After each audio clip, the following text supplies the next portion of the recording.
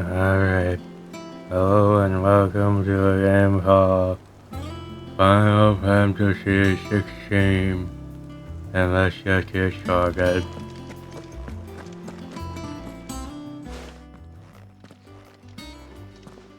Clive, you're back. I am. And with glad tidings for once. Hugo Kupka is no more. Well, I'll be. All of our comrades who lost their lives back at Sid's place be smiling down at you right now. We had a stolus from Lubor saying Drake's fang had fallen. I expect that was your doing as well, was it? It's a long story. One for the history books, I'll bet. Welcome home, Clive. It's good to be back. You look better. I feel it. Which means I'm coming on your next little adventure. You're not leaving me behind again. Wouldn't dream of it. Otto, any word on the Royalist movements since I've been away? Shouldn't you be putting your feet up? If you really want to know, go and have a word with Vivian. Thank you. I will.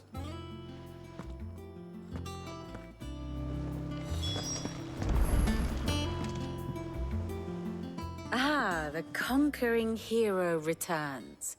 And with hardly a scratch on him. I may have picked up one or two. Well, the fact that you came straight to me instead of visiting our resident physiker suggests that you picked up something more important. A scent. The scent of Waludas. The very same. But whatever plans Kupka was hatching with the Royalists, he took them to his grave. As did his men. Slaughtered by the orcs who'd taken over the Fang. Orcs, Vivian. I've never seen such creatures in Storm before. The Waludas must have ferried them over from Ash, but why? Why work to rescue Kupka only to invade his home, the mother crystal of an allied nation, and let both fall? It makes no sense. Do you know the tale of the blind men and the Adamantus? One can often be led astray by focusing too closely on individual details. One must instead see the bigger picture. And what bigger picture is there than my map?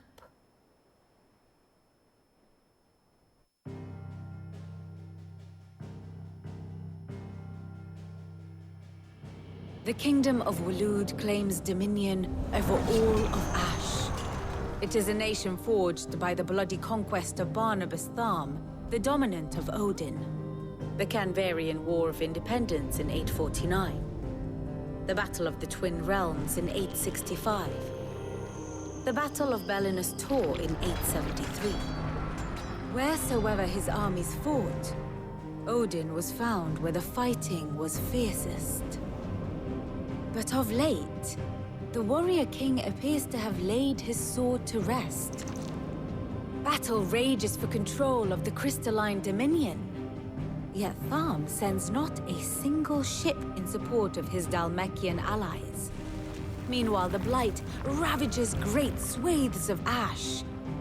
Yet warlike Waloed shows not the faintest interest in laying claim to untouched lands.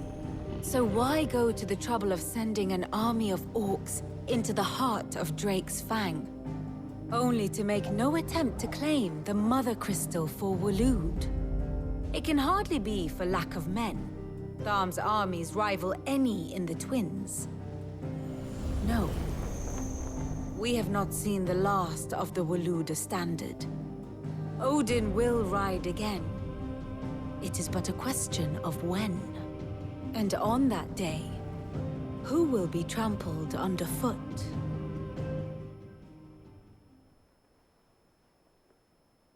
In summary, I know not to what end the Royalists betrayed Kupka. I know only that it is part of some broader scheme. A scheme tied to the ambitions of one man. King Barnabas. But there is no need to wallow in confusion. If one is to cure a sickness, one must first identify the symptoms. And your Lord Uncle has volunteered to do just that by keeping an eye on the Royalists' movements.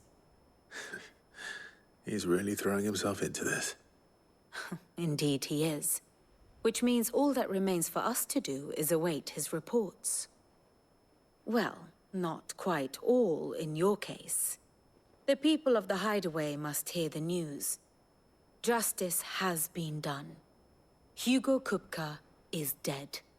The wounds he left that night are still raw, especially for those who lived with Sid the longest.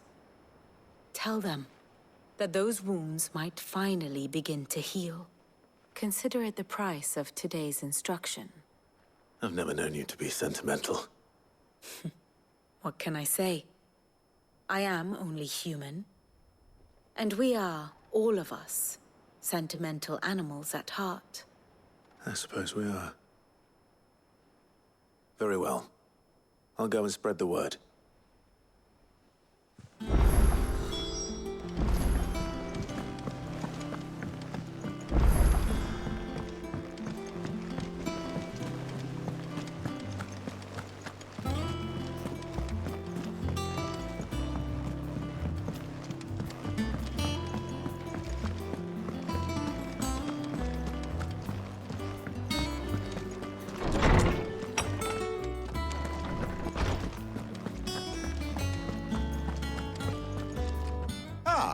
Clive, have you come seeking the gift of knowledge?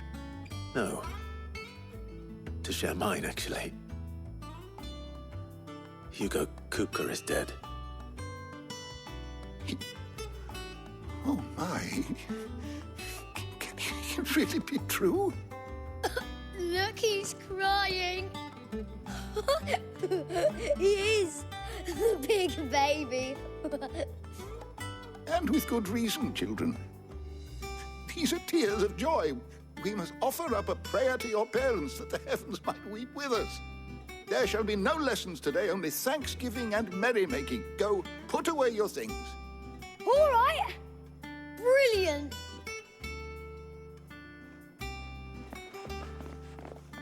Finally, a new dawn has broken. It has. Thank you, Clive. I cannot wait to share the good news. Hippocrates. After Kupka fell, Ultima came to me. I need to know what he is. Have you learned anything? Alas, no. And not for want of trying. I have scoured nigh every historical tome in our collection and found nothing. Not even the sort of conspicuous absence that might suggest a concealment of fact. One is almost tempted to conclude that such a creature never existed. But I saw him. With my own eyes. I don't doubt that you did. Alas, it seems you are the only one who has. To others, he reveals naught. We see only that which he leaves in his wake, like some terrible force of nature beyond the ken of mortal man. A bringer of death. Whether the Ultima you met with was the being itself, or merely another projection of its power, I know not. But until I do, my investigations shall continue. Thank you. It means a lot.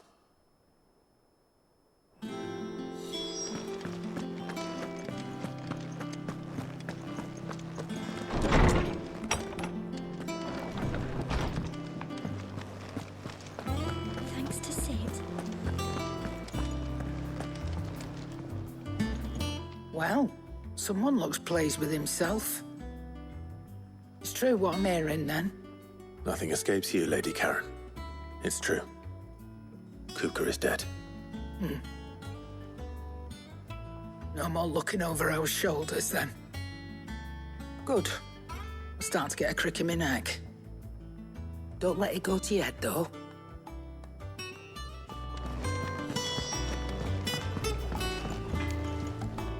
Blackthorn, do you have a moment? What is it? I'm busy. I wanted to tell you that Hugo Cooper is dead.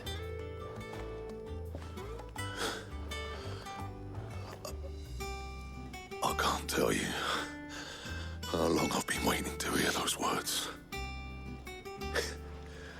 This is it then. A new beginning under a new Sid. I'll try to live up to the name.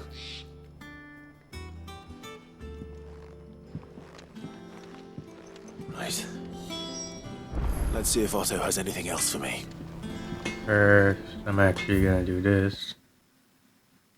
Just gonna go through. If anyone wants to read, just pause video.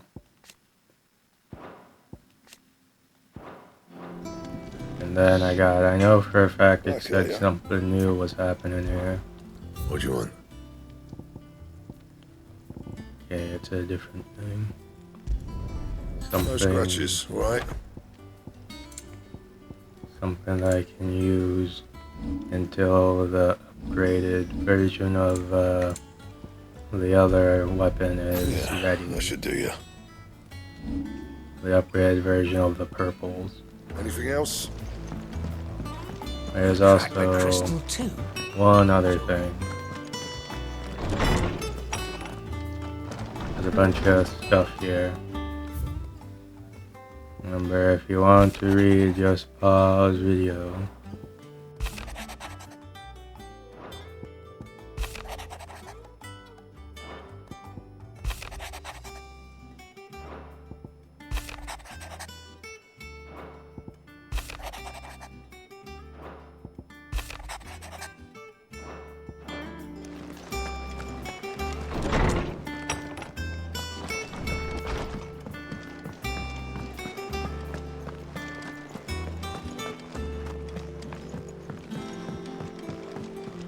I'm telling you, it's true.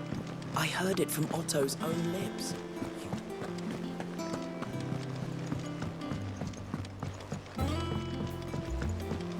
We're seeing troops amassing at every border crossing. You barely sat down since you came home. Vivian got you running errands or something? Just spreading the word.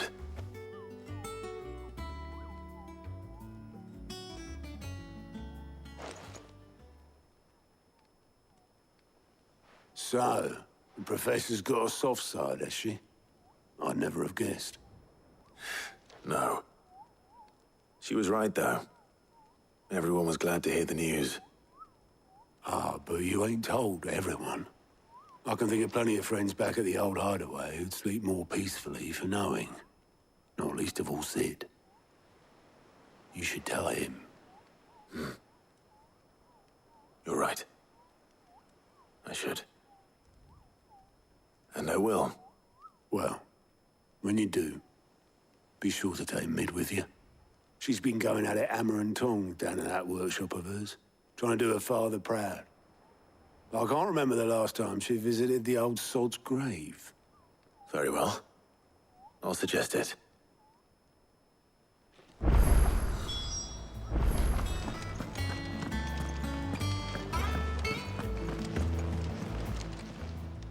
Clive! Anything catch your eye?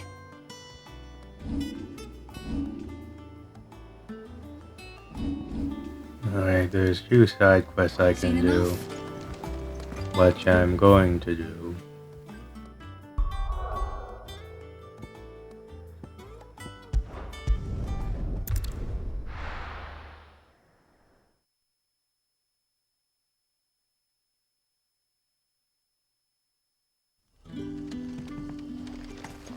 Good day to you, Sid.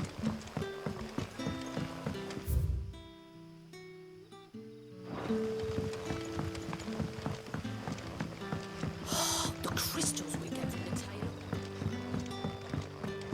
We had to dig a new cellar. Ah, Clive. Your timing is exquisite, as always. I have a concern which you may be able to assist me with. Go on. There are whisperings afoot of shadowy figures having been sighted outside the village. Rustlings in the undergrowth, suspicious noises, My people fear that they are being watched. It may be no more than a surfeit of nerves, understandable in the current climate, or it may be the prelude to something altogether more dangerous. Given what I hope you'll forgive me calling your nose for trouble, I wondered if you might investigate. Of course. Excellent. You might begin by speaking with the good citizens of Lostwing. Listen to their tales, and make what you will of them. All right. I will.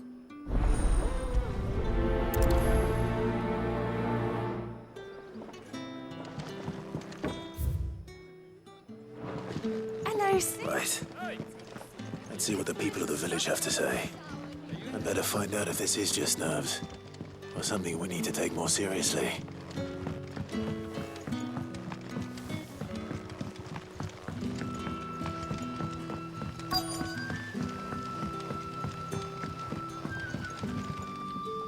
You all right, Sid? Something on your mind? There is actually. Can I ask you something? Quentin tells me people have mentioned shadowy figures out in the woods. Have you noticed anything unusual? Oh, that. No, sorry, can't help you. I heard the rumours, mind, from the lads working over at the vineyard, but none of them has seen anything either. All right. Thanks anyway.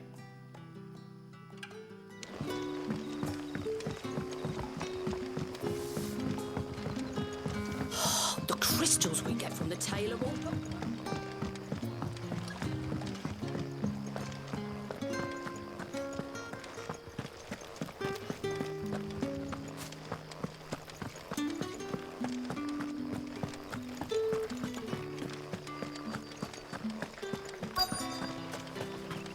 Word is, the Black Shields took a hiding in the hands of some...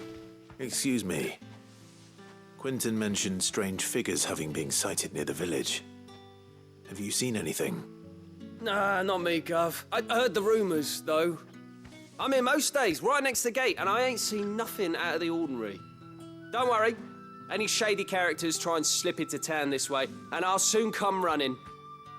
And shouting, most likely. All right. Thank you.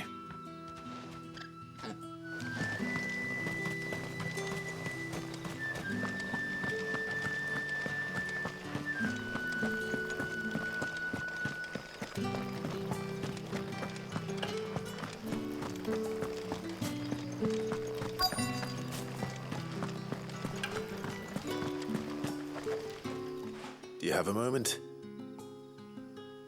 There's talk of suspicious figures in the woods. Have you seen anything out of the ordinary? No, but I've heard something. Sound of scraping metal, like someone sharpening a sword. Where was this? In Lorbert's Pass. Was out foraging for herbs when I heard it, screeching out from between the trees. Ran back here as quick as my legs would carry me, and I ain't been back since. I see. I'll look into it. Thank you.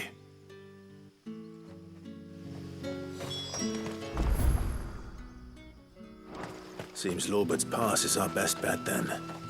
What do you say, Torgal? Shall we go and investigate?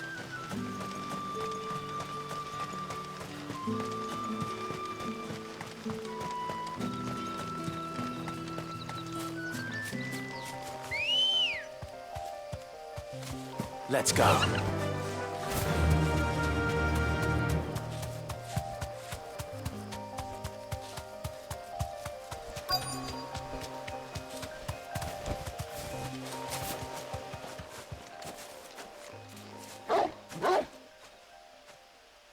You there. Fuck! He's seen us. Get them before they escape! Black Shields. Here. What the hell are you doing here? What is it to you? Not that we give a damn. All that matters to us is that you don't leave here alive.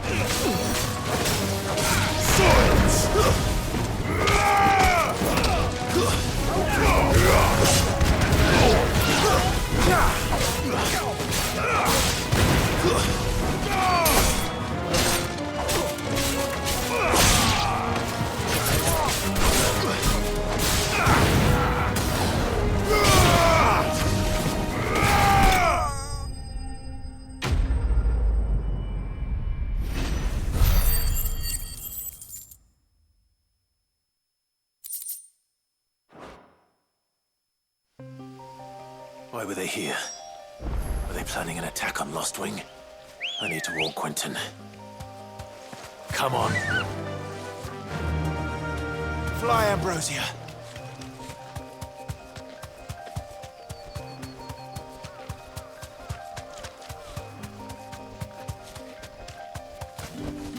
Back to the stables, girl.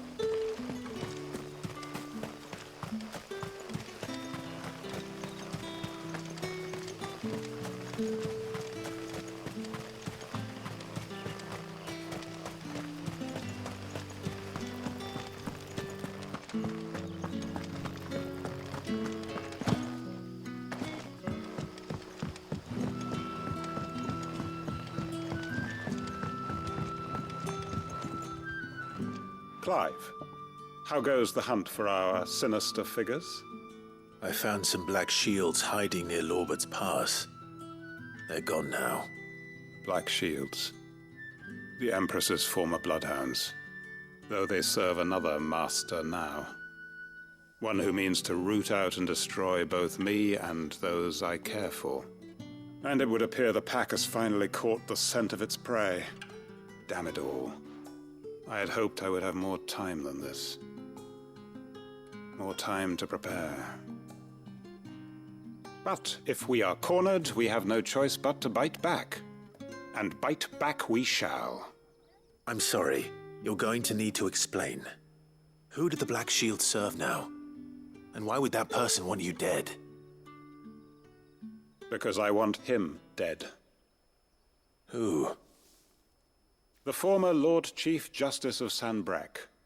All that I have built here is for him. I don't understand. Why him? Why Lostwing? I suppose it is better that you know the truth. I was a member of the judiciary once. So sickened was I by the injustice of this world, I swore to fight it. And fight it I did in my own small way. I saw more than a few corrupt officials condemned to the very cells into which they had thrown blameless innocents. Men to whom the law was but a scourge to turn against the powerless. And throughout, it was the Lord Chief Justice who backed me, who was my one true ally in the quest to see justice done. So what changed? I discovered that he hunted bearers for sport. I was a fool to think he shared my hatred of venality and vice. His support for me was no more than a facade, a means of ridding himself of his rivals, a mask to hide the rot beneath. I filed suit against him immediately. His response, however, was rather more visceral. He had my entire family slaughtered. And he faced no punishment whatsoever. I lost everything. My loved ones, my livelihood, my position, the faith I had once held that any modicum of justice might be achieved through the courts. So I set about enacting my own. I tracked down every soul who served him, and slit their throats myself. But the man himself proved an altogether more difficult target. With money and power come protection. And so I saw that I would need an army of my own. I came here to Lostwing and began recruiting like-minded individuals. And everyone here knows this is why you do what you do. Of course. They too have lost loved ones to the bearer hunts. Seen faultless friends sent to the gallows to spare the guilty. All under the watchful eye of the Lord Chief Justice. Our wounds are the same. And our cause is the same. We are comrades. And our revenge is already in motion. We know where he hides, how numerous and well-trained his guard. What we did not know until now, however, was that his plans may already be in motion too. Quentin. Our time is short. He may move against us at any moment, unless we move against him first. My friends and comrades, it begins. Make ready for war.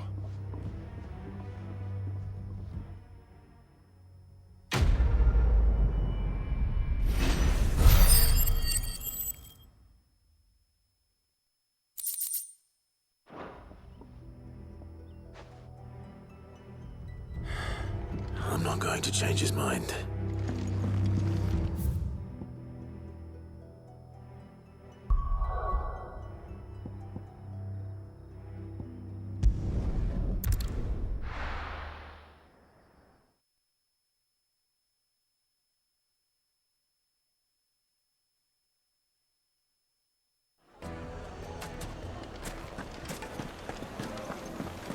The finest fabric! Take a sniff, good sir. Gone, just like that. And without so much as a by your leave. What's the matter? It's my apprentice. He up and vanished while my back was turned. I'd go and look for him myself, but I've got a bakery to run. A bakery that's now short one pair of hands. Loath though I am to rely on the kindness of strangers, I'm at a loss. Please, will you see if you can find him? I'll see what I can do. Do you know where he might have gone? I wouldn't be surprised if he was off somewhere mooning at Drake's Fang. He used to work there, you see. Poor fool left his heart in its hollow. All right.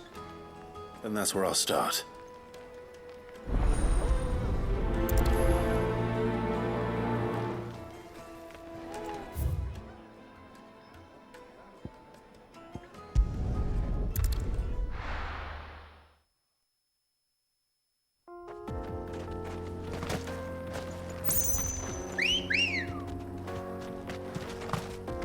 Let's go.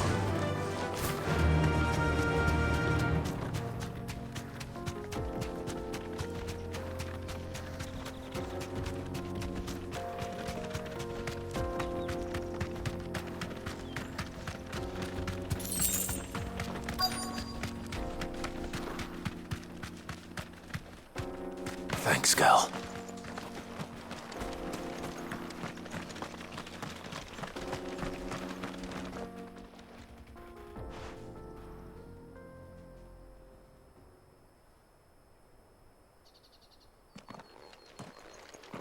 Excuse me. What do you want? The baker sent me to find you. I am a sorry, selfish sod, aren't I? Certainly not a baker. Master must have ruled the day he took me in. Time was the sight of the Fang used to calm my nerves. But now look at her. I take it you missed the Mother Crystal. I hated her, but she was all I knew. Worked her mines for years. And when she shattered, part of me shattered with her. I had to trade my pickaxe for a rolling pin, but I'm no good at baking. Every loaf I touch collapses. My bread's as hollow as I am. She was the only thing that could fill the hole inside me. Oh, I loved her, damn it. But now she's gone. She's never coming back. What am I supposed to do? I ask her. How does a shell of a man learn to live again?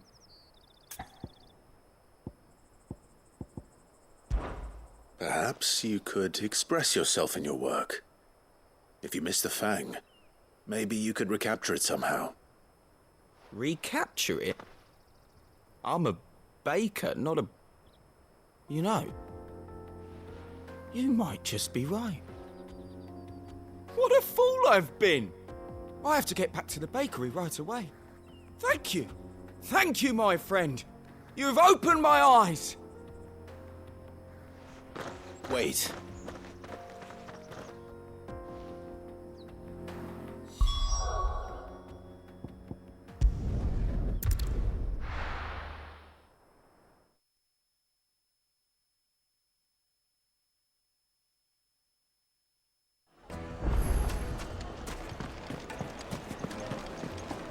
My carpets. The most fragrant herbs and spices from the...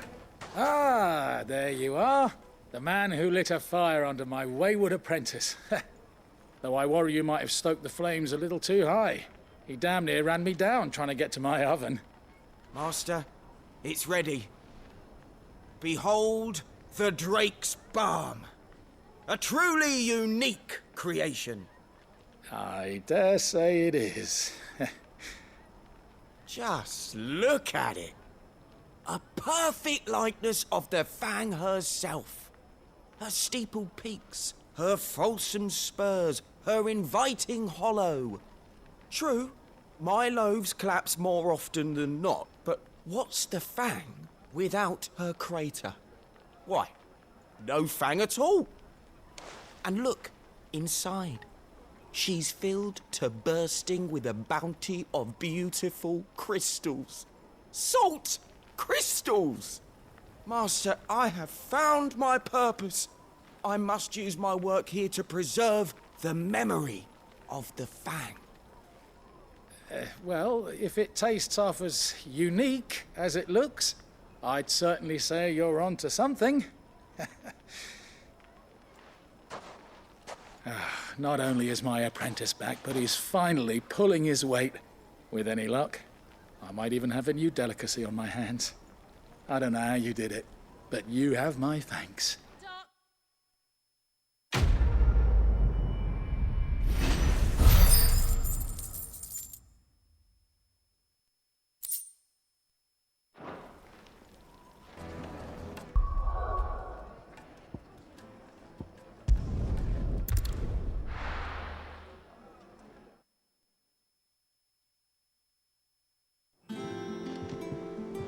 I'm telling you, it's true.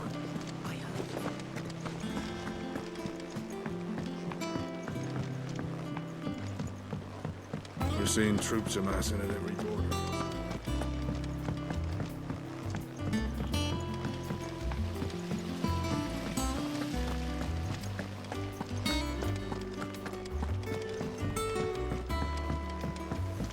I think Mid might need some help.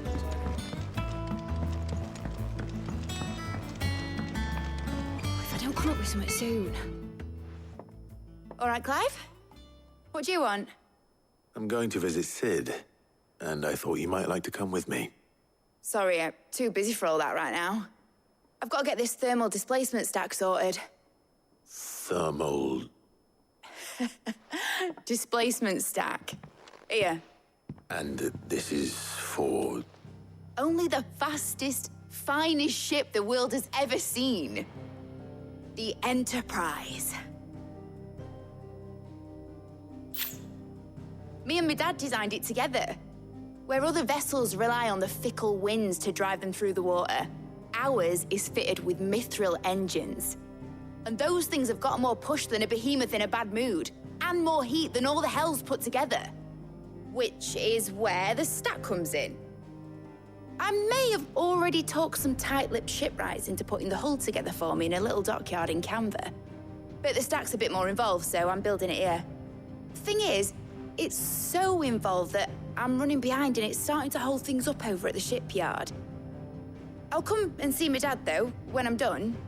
Whenever that is. Is there anything I can do to help? Good old Clive. I were hoping you'd say that. First things first, I need some parts meching. The stack will be made up of 3 major components. There's the plating, here, that channels hot vapors away from the engine. The helm over the top, that disperses all that heat into the air. And the shielding around the sides. That stops the rest of the ship from going up in flames. A full suit of armor, then. Probably best to take it one piece at a time. Then you'll need to start with the plating. Everything else fits onto it. I've got the designs and the list of materials here. Show these to Blackthorn. He'll know what to do. I can't make head nor tail of them. Luckily, you don't need to.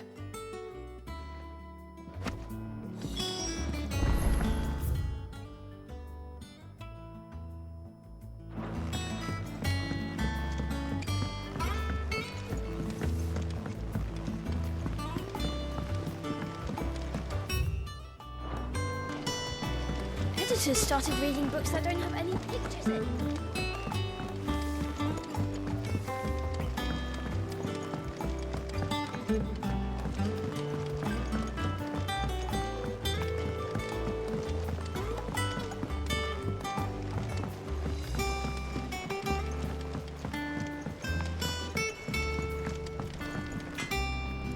Blackthorn, can I ask a favor? Out with it. It's for Mid. This my last chance to say I'm otherwise engaged. Spare myself the arseache. Go on then. What is it this time? She said you would know. Here.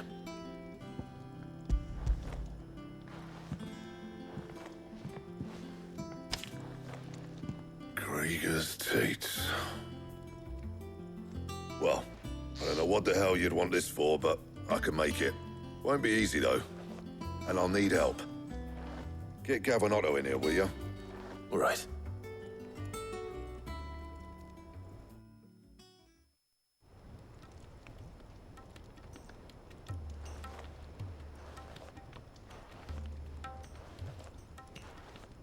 So Mid's roped us all in here again, hasn't she? Typical. Still, if that's what it takes to get her to visit Sid's grave, I'll do what I can. And, what is it we need to do, exactly? Take a look at this. It's this plating. The usual saw grade steel won't work. We need something that can get very hot, very fast, and still keep its shape. That means an alloy. Something that won't break or buckle at the temperatures she's talking about. Which is where you lot come in. I need materials, and I've got my work cut out already. You'll have to fetch them. Now, there's a special kind of sand I'm after that you can only find out in the Velcroy. Stardust, they call it. As for the rest of the stuff, my usual supply should have it in stock. It just needs buying and bringing back here. Well, we'll get it done quicker if we split up. One of us should probably give you an hand coat in the sand. And the other can go and get the rest from this supplier. Right then. Well, make your minds up who's going where. We can get this over with.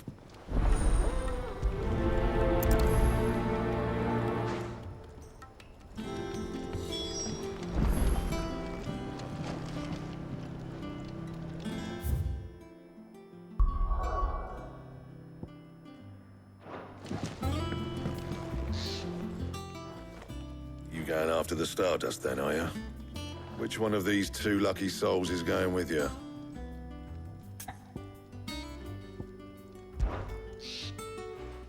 Gav, you're with me. All right, then. So, where do we find this Stardust stuff? There's a river that runs through the southern reaches of the Velcroy. It's the black sand that washes up on its banks that you're after. Southern reaches of the Velcroy, eh? That's down past Dalamil. I'll go and scout the place out. See about hiring us a wagon to bring the stuff back to. All right. I'll meet you by the river. While you're off having a paddle, I'll pick up the rest of the stuff from Blackthorn's supplier. Take care. You two, eh? Don't go letting them fleece ya. Fleece me? I'd like to see him try. In your own time.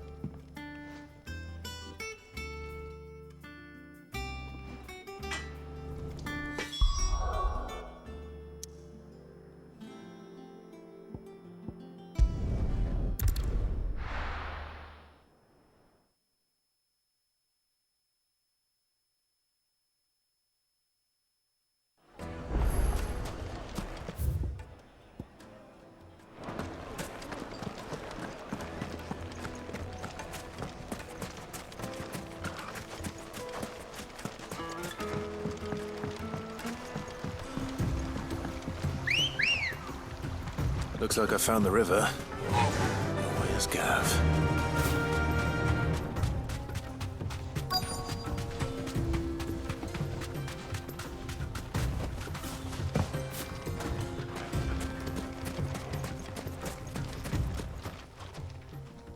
Sorry to keep you, Gav. Better late than never. I've had a quick scout about, and I reckon round here's our best bet if we want to grab as much of this Stardust stuff as we can. Don't know what Blackthorn's planning to do with it, though.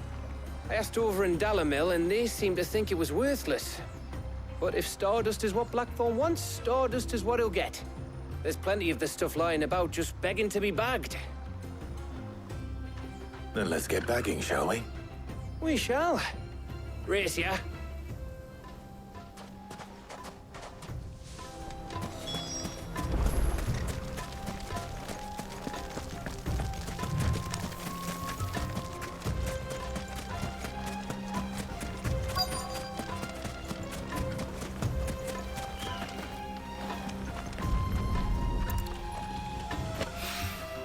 So this is Stardust. It just looks like black sand to me.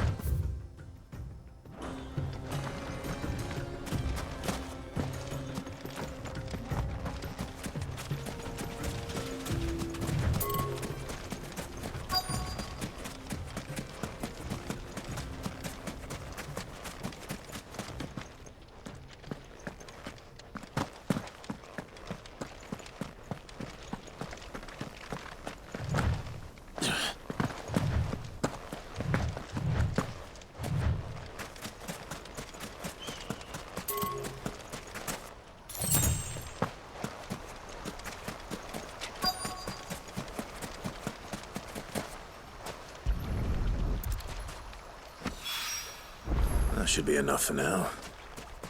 Let's see how Gav's getting on.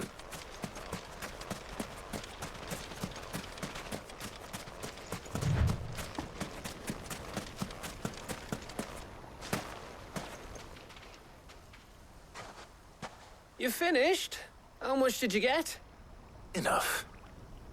I hope.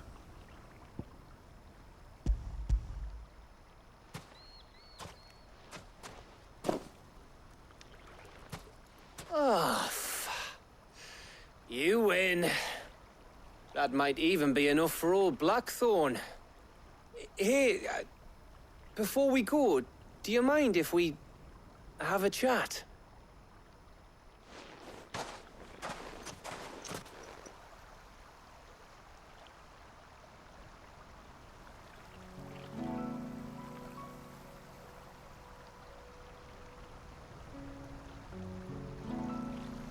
Feels like ages since we had the chance to talk. You know, man to man like. It does, doesn't it? Back when you first took Sid's name, we were talking all the time.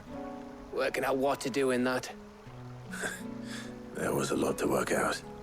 And there still is.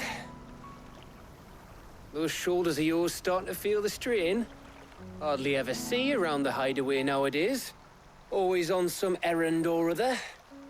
You can take a day off, you know. Says the man who spends most of his time behind enemy lines. Only 'cause you keep sending me there. I know I can count on you, Gav. Likewise.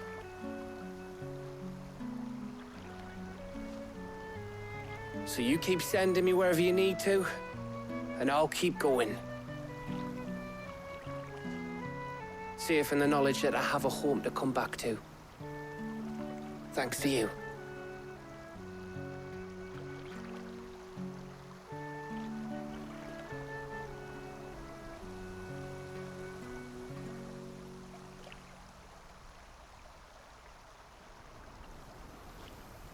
Right, that's enough soppy shite for one day.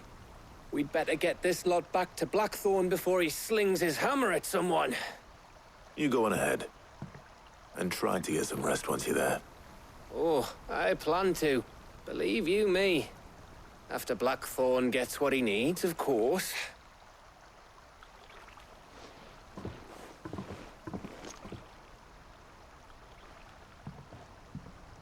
Right. Ready to go home, boy?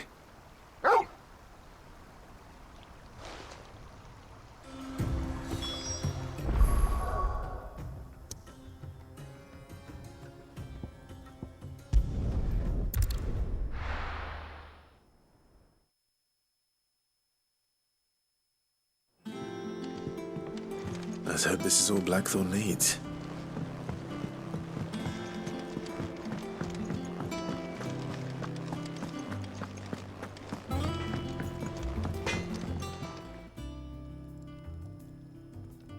Blackthorn, got everything you need? Yeah. Yeah, I do. Cheers for the Stardust. Should be enough to be getting on with. We should go out on maneuvers together more often. You're beat sneaking around on your Todd all the time. I'll make a start on putting this thermal plating together then. It'll take some time, mind. So if you've got other things to be getting on with, I could do without you breathing down my neck. Thank you, Blackthorn. I'll let Mid know construction's underway.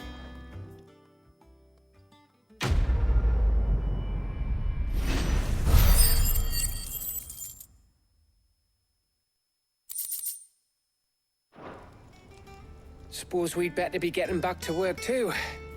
Give us a shout if you need anything.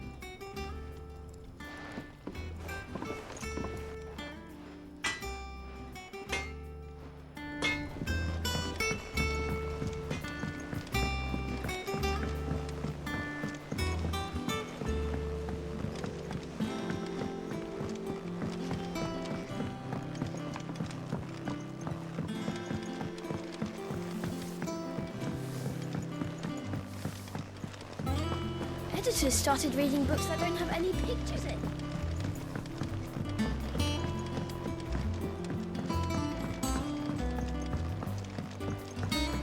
If I don't come up with something soon.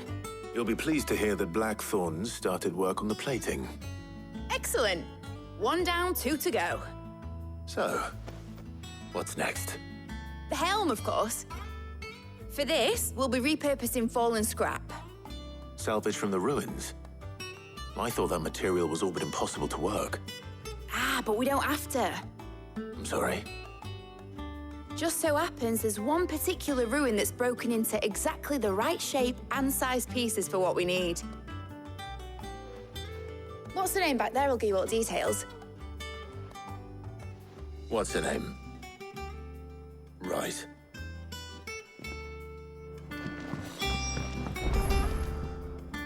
Oh, Sid, is this about the helm?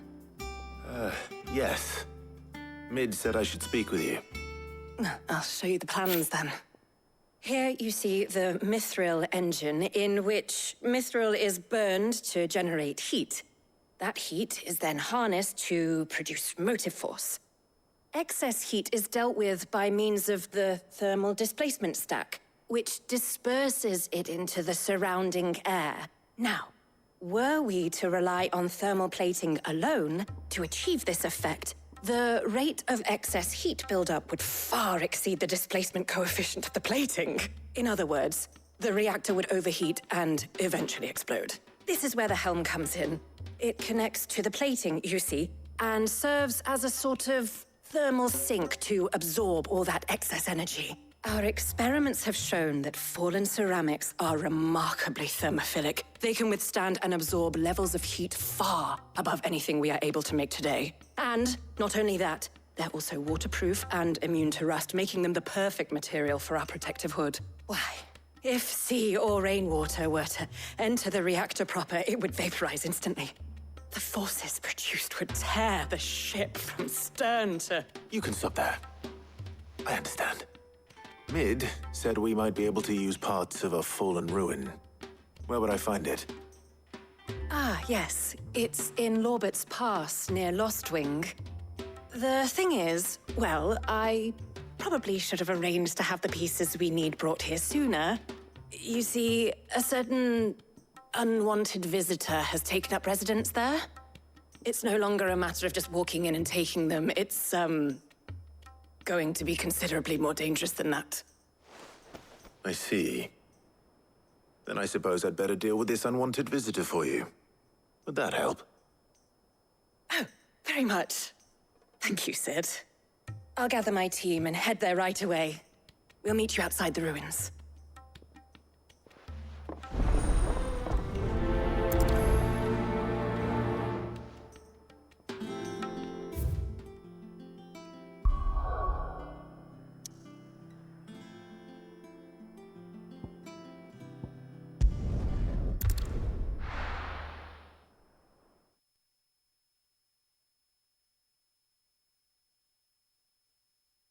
I'll be taking you all to a storehouse in the Bales. Leave anything you don't need behind.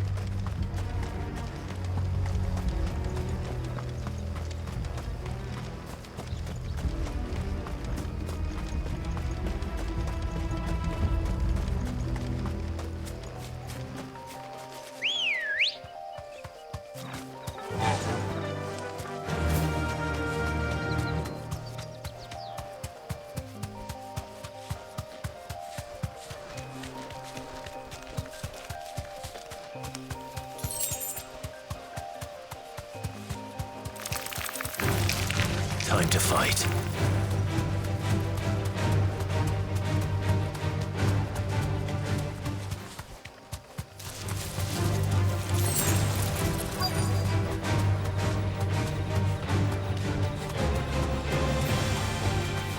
Thanks, Gal.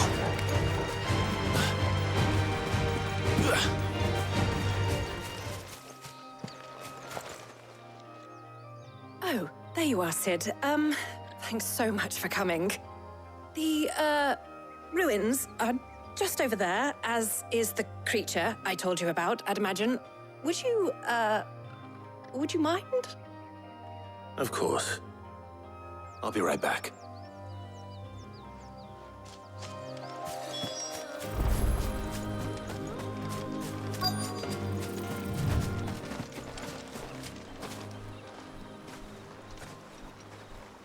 Anybody home?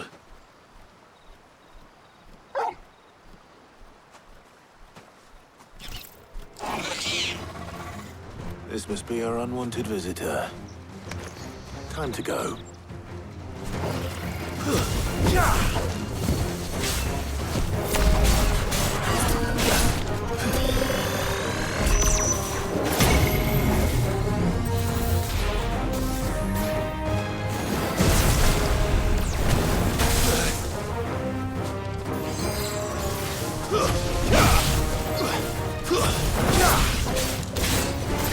Nice try.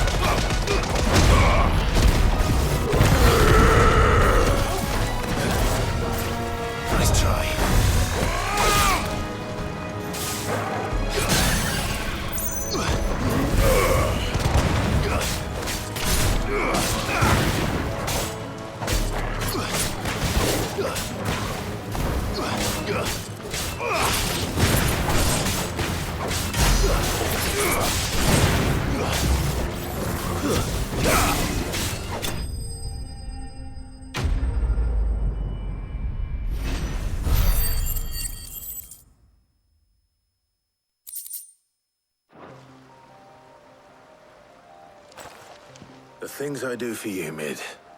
Sid! Oh, thank goodness you're safe. You shouldn't have any trouble now. Indeed. Well, don't let us keep you. We'll, see that everything is transported safely back to the hideaway. All right.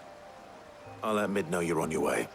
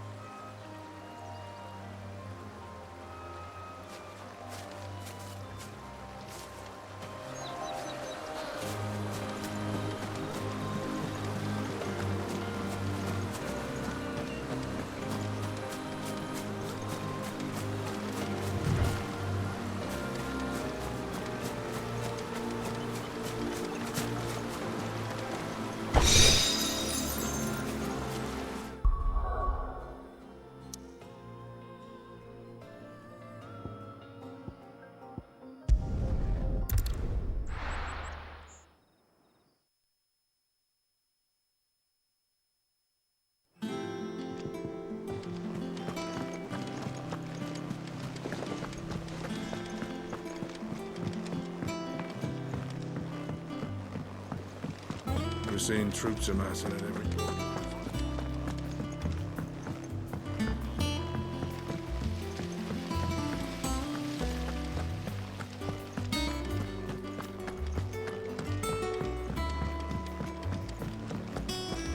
I think Mid might need some help.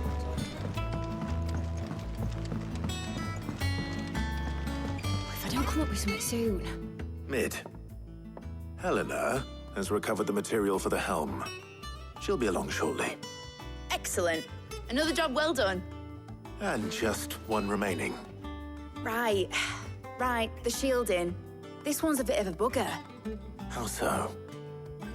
The plating's enough to stop the engines going pop, but those things will still be spitting out enough fire to set the rest of the ship ablaze. Which is why you need proper shielding. A prism for the dragon's breath that's blazing away inside. I thought a triple thick layer of tempered steel might do it. Or more of the stuff that the Fallen use, but they'd both be too heavy. The helm and the plating are bulky enough as it is. Add any more weight and the whole ship would be at the bottom of the briny before we'd even started. I need something light. But I've wrapped my brains and I just can't think what would do it. Well, if I were in need of obscure knowledge, I know whose counsel I would seek. Harpocrates. Tomes? Yeah, well, I'd thought of that, obviously. I've got all the details written down here.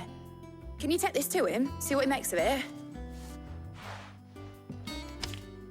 Right away.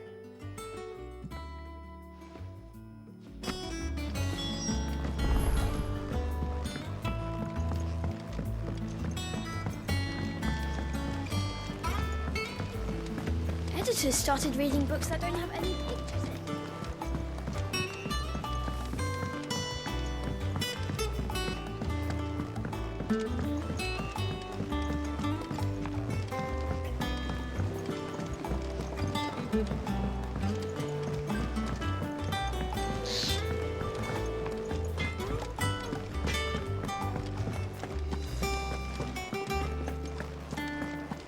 Thanks to Sid, the man.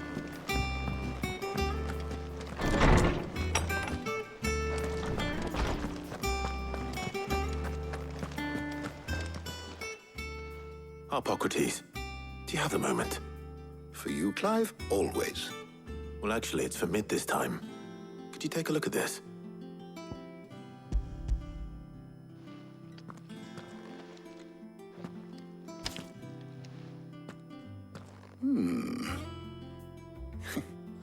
Shielding for a mithril engine? Whatever will that girl think of next? And what are these notes around the edges? She has some specific requirements for the materials. The shielding needs to be able to resist extreme heat on the inside, and yet remain cool enough on the outside not to set the ship alight, while also being light enough not to sink it. As you can imagine, she's struggling to find anything that meets her needs. I see. I wondered if you might know of a solution, or if you might be able to search the records for one. Perhaps it is not a different material she requires, but a different approach. What do you mean? Consider the lake we have made our home. Its blighted waters eat away far more quickly than fresh water or even brine, at timber and steel alike. And yet, we have made a home here from those very materials nonetheless. We have. But Bardolph must varnish every board twice over to keep it from rotting. And Obelus complains that without a constant supply of pitch. I see. Early Gregorian histories speak of a preparation known as moon dew. It is said to be able to resist even the most ferocious flames. Before the dragoons tamed the worms and wyverns of the realm, nobles would daub their castle walls with it in order to guard against dragonfire. So if we could recreate it... It might be applied to some material or other in order to provide the protection it requires. As to how best to apply it and to what material, perhaps Bardolph and Obelus might be of assistance. I shall speak to them and see what wisdom they might have to offer. If you would be so kind as to procure the necessary ingredients, I shall discuss the specifics of how it might be most effectively put to use with our two friends. The knowledge of the past may yet prove useful to we of the modern era. Thank you, Hippocrates. And since you're asking others to help you, perhaps I should too.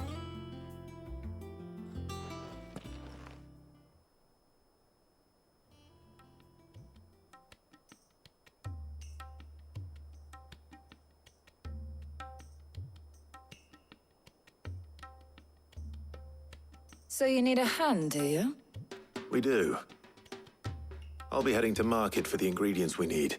I could do with some help. And some company, too. The other can assist me in researching how best to prepare the shielding itself. Can we count on your aid? Always. Well, if Jill's game. Thank you. I am sure either of these fine young minds would prove indispensable in my research. I leave the decision as to who will go with whom in your capable hands, Clive.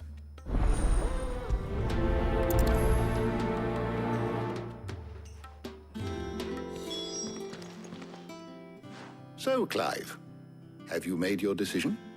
Who will accompany you on your little excursion?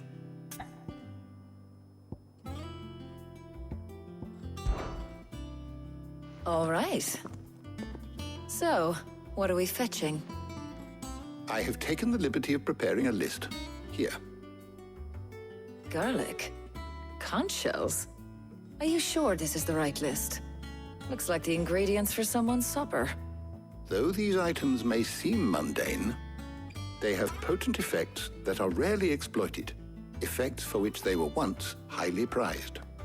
So much so, in fact, that they were harvested almost to extinction, hence moon dews having fallen from favor. Now, of course, they can be obtained with ease. You should be able to find everything you need at the market in Northreach. Well, isn't that convenient? I was hoping to be able to make a trip over that way sometime soon. Need to speak to an old acquaintance. I'll meet you there. All right. Stay safe. See you later, Clive. Good luck with your research.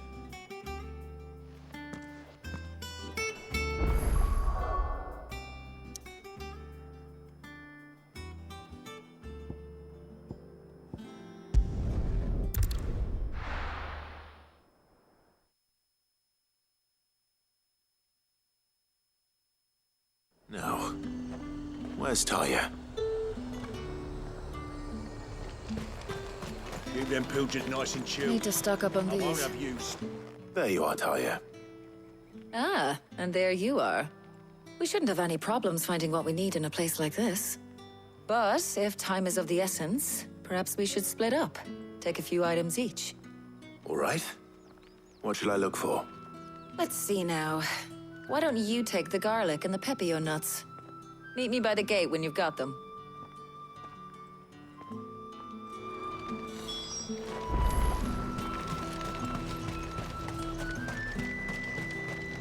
Fly, sell, or be gone. Go on, take it. There's two.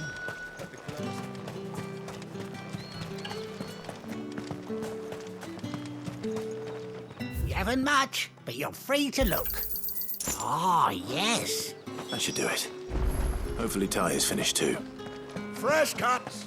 Come and get them. Up. You'll not find a bruised pippin in the... Well, did you find everything? I did. Here.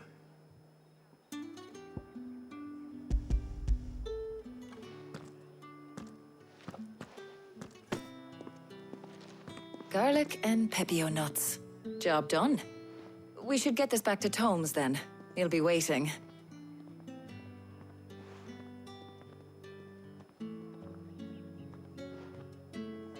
But we're not in too much of a rush, are we? Quick chat.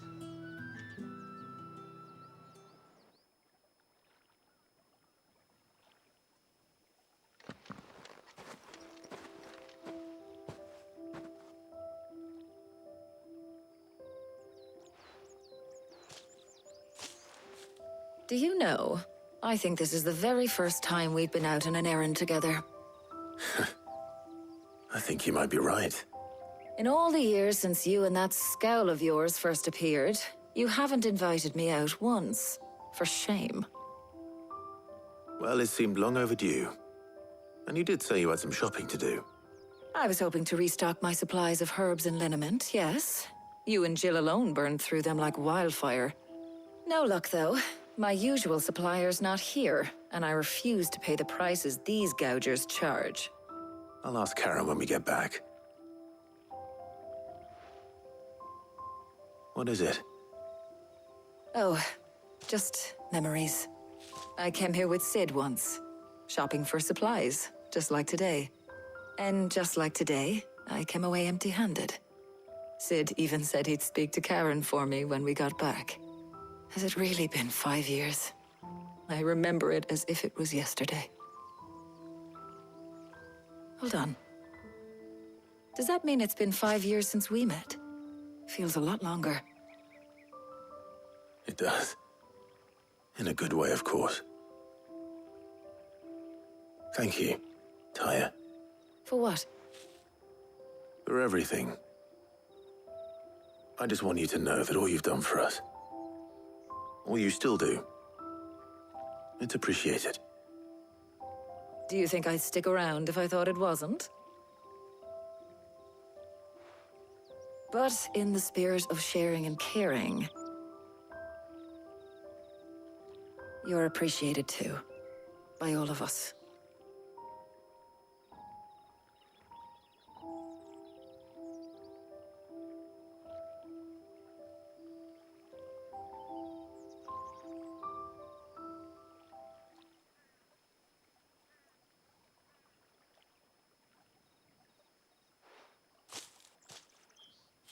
Well, I think we've tarried long enough. I ought to get these ingredients back to Tomes so he can make up this concoction of his. I'll meet you back at the hideaway, all right? All right. And thanks again. I heard you the first time.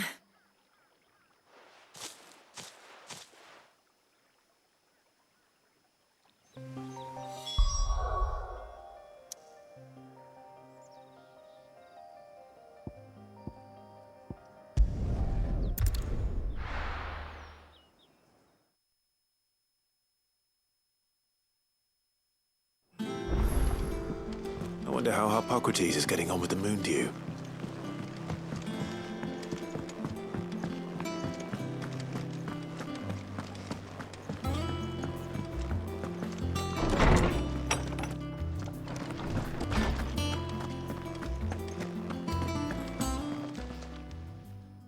How's work on the shielding progressing, Hippocrates?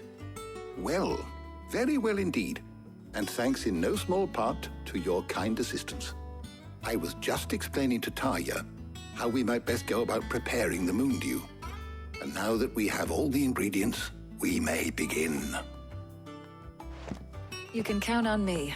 I've mixed more than a few mysterious concoctions in my time. I'm sure you have. What about the shielding itself? Work is underway, under the watchful eyes of Bardolph and Obolus. Apparently, it'll be ready soon. Thank you. All of you. Right then. Jill, would you join me in the infirmary? Many hands make light work and all that. Of course.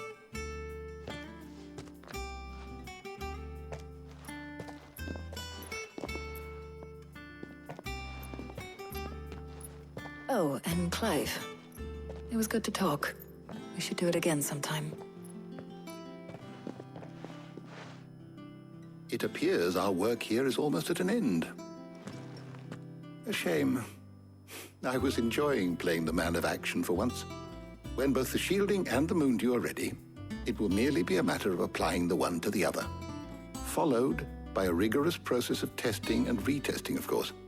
Perhaps someone ought to warn young Mid of that. Leave it to me. Thank you, Hippocrates.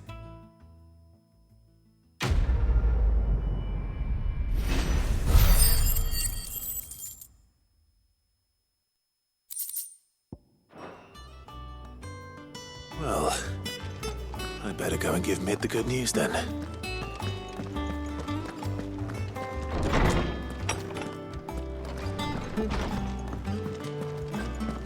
Thanks to Sid.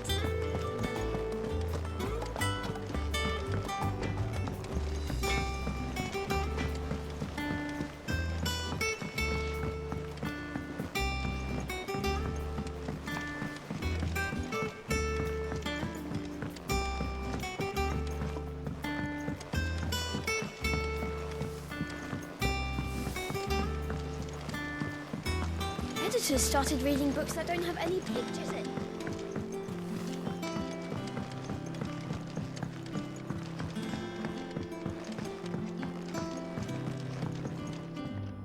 Sorry to keep you waiting, Mid. But you'll be pleased to know that work on the shielding is underway. You found something for it? In a manner of speaking, Hippocrates knew of a substance that's highly resistant to heat. A coating that should provide the protection you need. He's supervising the construction and testing of the shielding as we speak. Brilliant! I knew you wouldn't let me down. Don't thank me. I'm just the errand boy. Right then, better start working out how to bolt all these bits together. To the Black Hammer!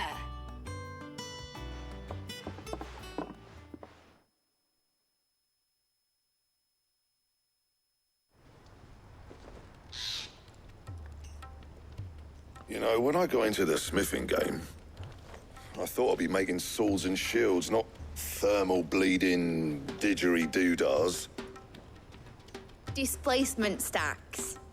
Same difference. Whatever you call it, I ain't putting it together in here. It's cramped enough as it is. Let's take this outside. Mid, you get all the parts lined up on the deck. I'll take care of the rest. On my way! Oh, and bring me the biggest hammer you can find. This is gonna require some precision walloping.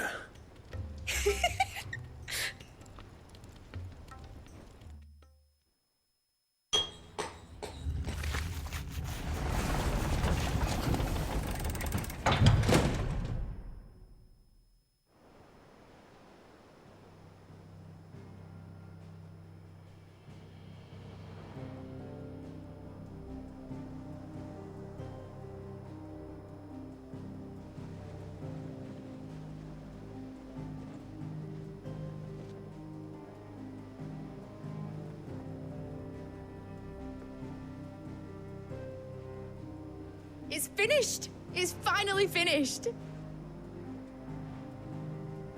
Thank fuck for that. I'll be feeling my hammer arm for weeks. Thank you, Clive, Blackthorn, everyone. That's one down and just 3 more to go. I'm sorry. Oh, didn't I tell you? The Enterprise has 4 mithril engines, and we'll be needing a displacement stack for each. You don't mean... Don't worry. Now they've got a finished one to work off. My gang in Canva can build the rest. Good luck to them, I say. Right, I'm off to get a sling for this elbow. Any other work comes in, keep it to yourselves, eh?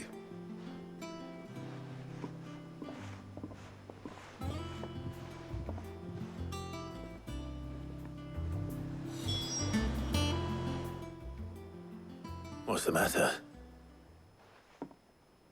Nothing. Just daydreaming. Thinking about the Enterprise sailing off over the horizon to shores unknown, searching for a land untouched by the Blight, just like me and my dad planned. So if the worst came to the worst and every scrap of soil in the Twins turned black, we might still have a chance. That's what she was meant to be. You see, one last chance just in case we needed it. But now she's so close to being finished, I've realized I don't want her to be that. I don't want her to be just a lifeboat for us to cling to if things get desperate. I want people to sail aboard her by choice, not from the lack of it. In a world where we're not just trying to survive, but where we can actually live. I'm working on that. And I'll do everything I can to get you what you want. Don't you always? All right. My mind's made up. As soon as the Enterprise is fit to sail, I'm putting her under your command. Sod our plans, I'm trusting in yours. Are you sure about this? Something tells me it's what my dad would have wanted. He'd be proud of you. You were gonna visit his grave, weren't you? I was. And you can come too now that your little project is finished. Right. There's just one thing I need to finish up first. Won't be a mo. All right. I'll let Otto know you're coming. Meet us in the mess when you're ready. Aye, aye, Captain.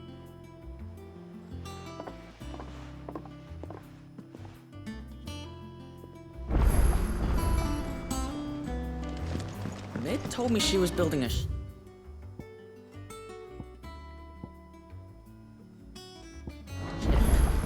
Really?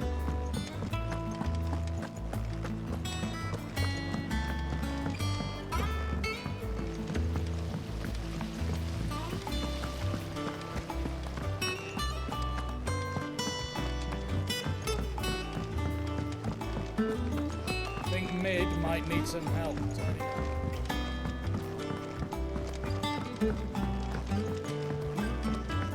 Well. Here, Sid. Reckon you might be just the man to help me out of a bit of bother, if you've a mind to. Let's hear it. Well, it's about this alembic the Chief's got me making. Lovely bit of kit it is. Bung in a solution you want splitting, and it will separate it out, just like that. Problem is, it won't always get rid of all the impurities. And with some of the stuff we need it for, that ain't good enough. Which is why I've been looking for something to filter the liquid we'll be cooking off. And that's where I was hoping you could help me out. I imagine Ty could get some use out of this alembic too. Distilling medicines and the like. All right. Why not? Proper job! So what exactly do you need for this filter? Nothing but bomb ash'll do, says the Chief. Gave me a sample she'd obtained from the university stores. Couldn't believe my eyes. You pour the blackest blight water through it, and it comes out clear as a mountain stream. So, I did a bit of reading about where I might be able to get hold of some. And do you know what I found out? It's only the blimmin' bones of a bomb king. They leave them behind when they die, see? I take it that's where I come in. If you wouldn't mind. I saw a billet on the hunt board for one just the other day. Would have gone myself, but, well, fighting dirty great balls of flame ain't exactly my forte. You, on the other hand... All right. I'll see what I can do. Thank you kindly. And a good hunting, eh?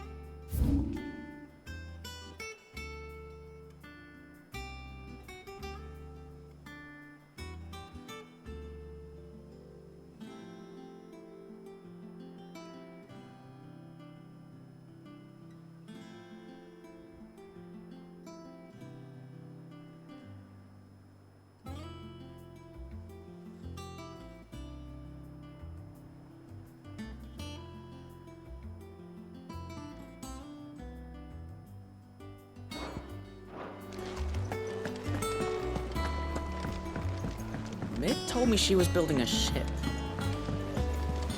Is that the thing Tomes helped?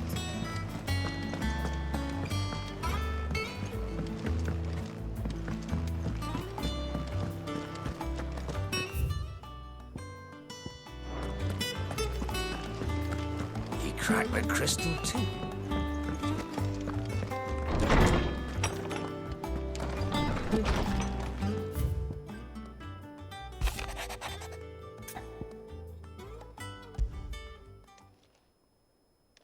Hopefully it's nothing. But I should speak to Blackthorn just in case.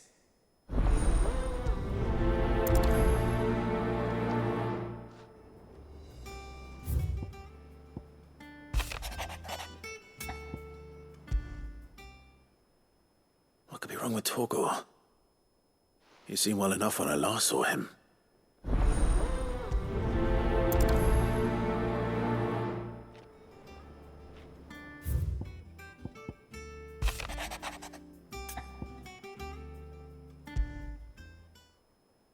Trouble with the ledgers. Shouldn't he be asking Otto for help?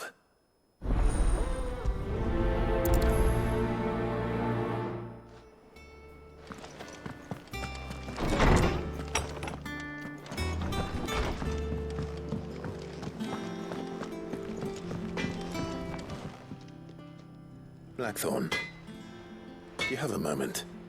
Not really, no. This won't take long. I just wanted to ask how you're getting on. August was worried about you, and you might still be doubting your craft, even after learning the trick of that cuirass. Is there something else weighing on your mind? Perhaps sharing your thoughts might help. That bastard's like a dog with a bone. Still, he's got a keen eye, I'll give him that. He's just, well, Karen showed me something. Something I've never seen before. And that was? A sword. An odd-looking thing with a single-edged blade. The metal itself wasn't anything to write home about, but fuck me. The edge on it.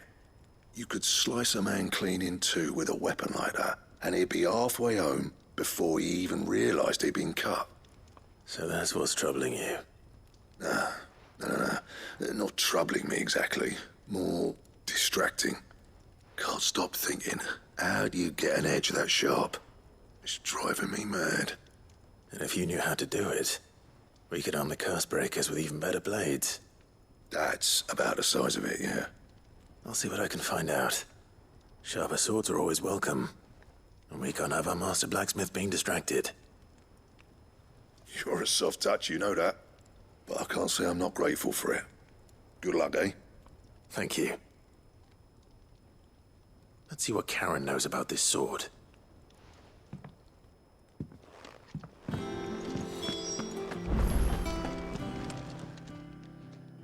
I got your note. You think something's wrong with Torgor? So you can read. Congratulations. But I didn't say I were wrong with him. I said something weren't right. He's not been eating me treats. He used to love cracking the bones from Molly's boiled brown, but now he won't so much as look at them. Didn't like him. Which is why I'm of a mind that his mind's on somewhat else. You've not been working him too hard, have you? No harder than usual. Is that it, boy? Do you need a rest? What was it he said he was? A frost wolf? That's what the lawsman seems to think. Then maybe this all has something to do with whatever it is that's woken inside him. I suppose things have been different since Rosalith. Perhaps Hippocrates knows something. Instead of everything, you mean? Perhaps.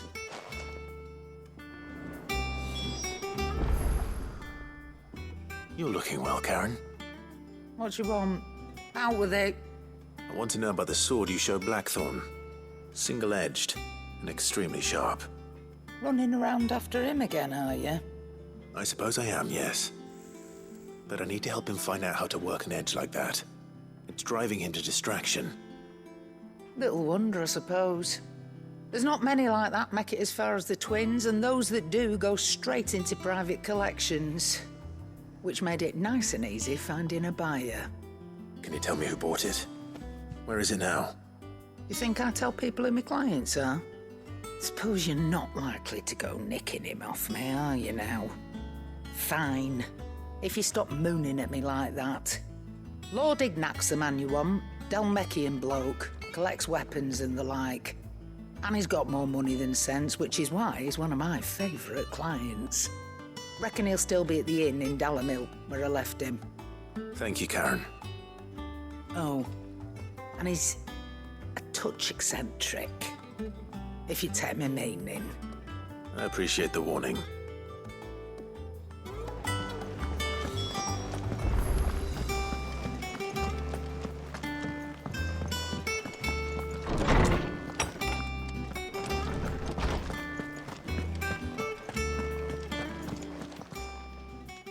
Lawsman, I need to ask you about Torgal. Something's not right with him. He isn't ill, is he? I don't think so. But according to Lady Karen, he seems to have lost his appetite, which is certainly a new development. She says he's hardly been touching his bones of late, and she believes it may have something to do with what happened at Rosalith Castle. I rather think she might be right, though not about his appetite. All canids are instinctively inclined to crack open bones for the rich marrow that resides within, and I see no reason why a frost wolf should be any different. Accordingly, I suspect it is not a lack of appetite that afflicts Torgal, but a surfeit of it. If we assume that his newfound magics require additional nourishment to sustain, it may well be that the bones Lady Karen is accustomed to providing are no longer sufficient. Frost wolves, after all, habitually prey upon far larger animals, whose bones may yield altogether different nutrients. As to where one might find a suitable substitute, some antelopes that graze the meadows of eastern Rosaria have been known to grow to a size more than double that of their lesser cousins. I don't recall ever seeing any that large. And little wonder. The oldest and largest such creatures rarely leave the safety of the highlands for fear of predators. The last elder antelope sighting I recall hearing about took place near Cressida, and that was long before the village was abandoned. Even so, it seems like a good place to start. Good hunting, Clive.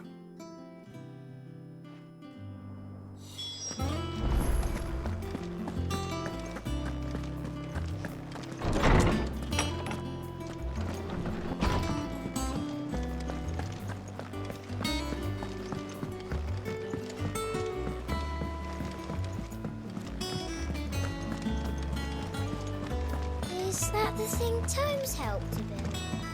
Mid told me she was building a ship.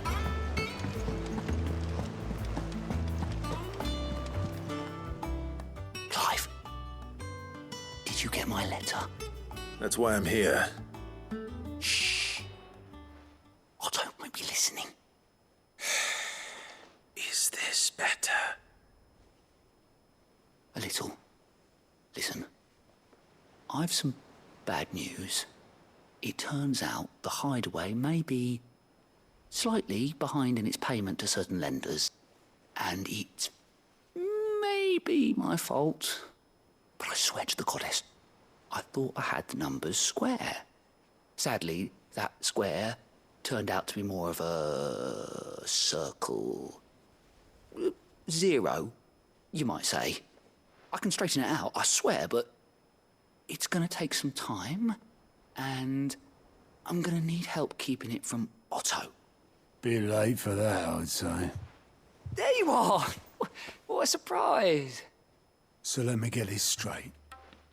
You forget to pay our lenders what they're due, and instead of coming straight to me, you get Clive to come to you.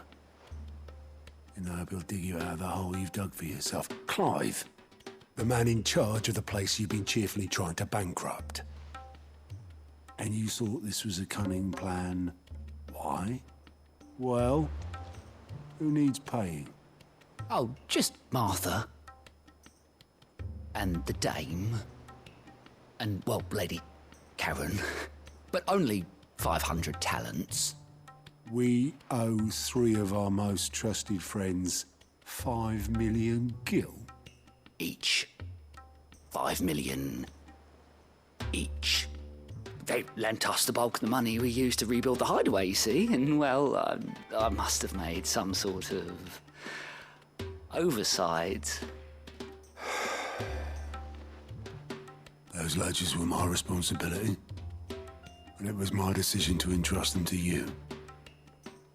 This is my fault. Do we have that much to hand? I can always ask my uncle. No, we don't. And no, you won't. We've lightened Lord Rosfield's purse enough.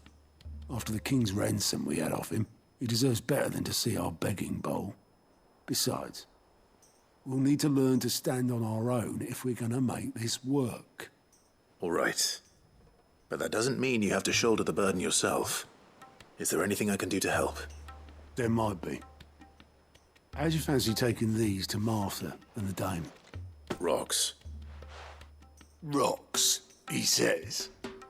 Worth 1,000 talents apiece, these are. A little something Sid and I set aside for when times got lean. And I reckon 15 million in overdue debt probably qualifies. I just hope our associates' eyes are a bit more discerning than yours. I'm sure there will be. Should be me making the rounds, really. But you know how it is with this place. Orders to bark, arses to wipe, and all that. I know. Which is why I don't mind going in your place. Go. Do you know why I only gave Master Clive here 2 star rubies? Because you'd rather Lady Karen killed me. Because I'd rather Lady Karen killed you. Yes. Well, I suppose this is goodbye then. Don't worry. I'm sure Karen will understand. Really? Do you think so? No, I don't.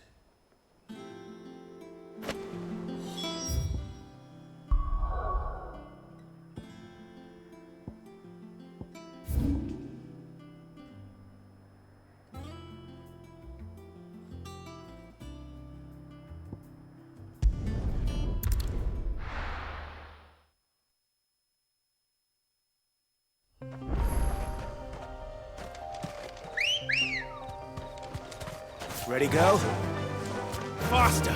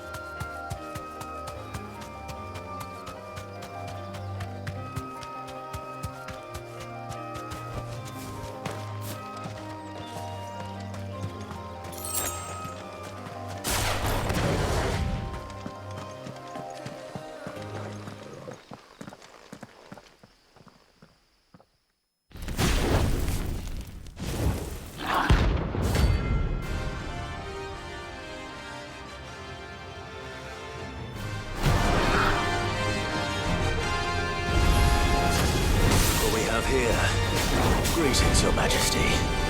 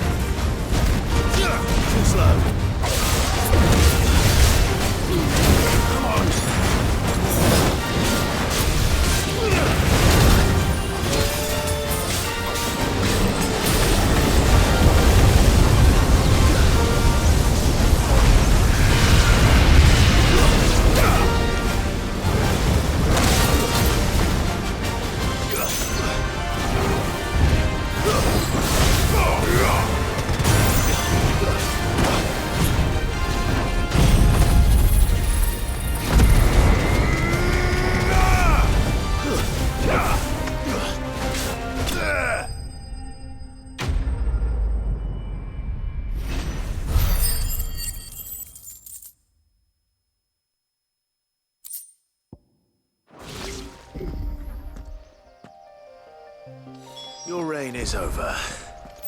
Now to collect the ash. This looks like the stuff. Let's see if there's any more.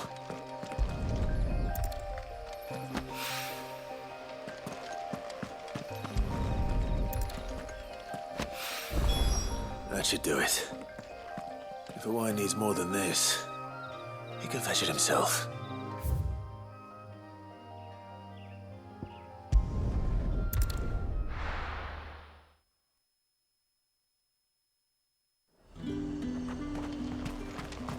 There's talk at the glass.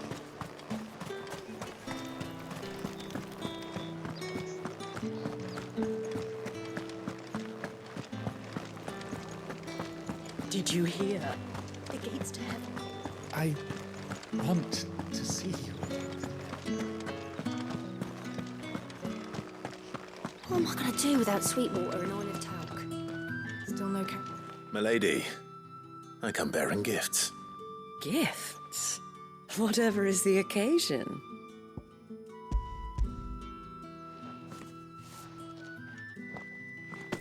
Oh my. Clive, you really have outdone yourself. Otto asked me to give it to you. To settle the Hideaway's debt with the Veil. And to compensate you for the time it took us to do so. You disappoint me, Clive. I thought you might finally be warming to me. Tell Otto he can keep his baubles. I tried to tell him as much the first time around. The man owes me nothing, nor does the Hideaway. My contribution to the restoration effort was made freely and willingly. It was the least I could do. You once told me Sid did you a kindness. I'd like to do the same. Please, accept it. For my sake. And for Otto's. For all of us. For all you've done. It is rather fetching, isn't it? Very well. Otto is lucky to have you, Clive. I doubt anything could ever replace his son. But you and the others at the hideaway are the closest thing he has to family. Otto had a son. Long ago, yes. Sid told me Otto lost him when he was just a boy, and blamed himself for not being able to stop it. I don't know how it happened, whether there was anything he could have done, but it was clear that it weighed heavily on him. I didn't know. How could you have? I doubt anyone did. Besides Sid, I've never met a man more keen to bear his sorrows in stoic silence. An ill habit, given that both have always been surrounded by friends desperate to help them. I'm beginning to see that.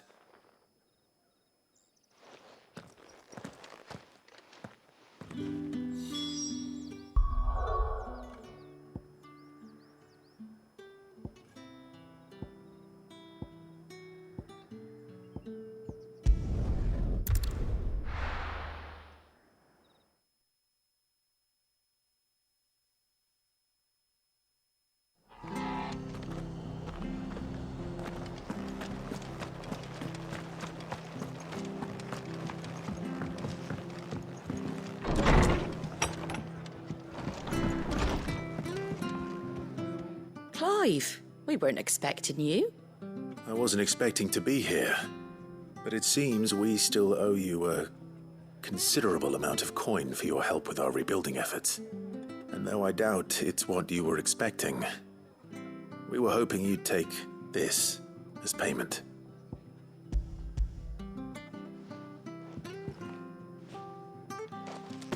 A star ruby? I can't accept this. It's worth at least twice what you owe me. More if you can find yourself the right buyer. Think of the difference as interest. Interest? If word got out I charged that much, no one would ever borrow from me again. Anyway, why are you the one here asking me about this? I'd have expected Otto. Bit much sending the Lord Marquis out to settle your debts, isn't it? The old goat working himself to death again. Something like that. Most days I think he's the only reason the hideaway's still standing. Same as always, eh? Back when the place was nothing but a twinkle in the eye of a recently retired Lord Commander, word is he was the first one Sid reached out to. Probably knew that without his strong arm and level head, the idea would never get off the ground. Sid may have been the face of the hideaway, but Otto's always been the backbone. And when Sid passed away, we were all worried that would be the end of it. That Otto would just give up. His death was hard on everyone. But it must have hit Otto hardest of all. But he didn't give up, did he? Quite the opposite, in fact.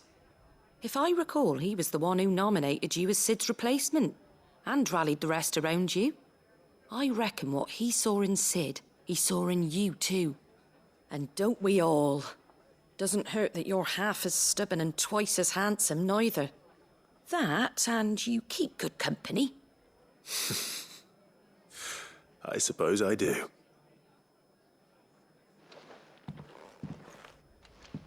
Gob will want to know the stones were delivered, if he's still with us.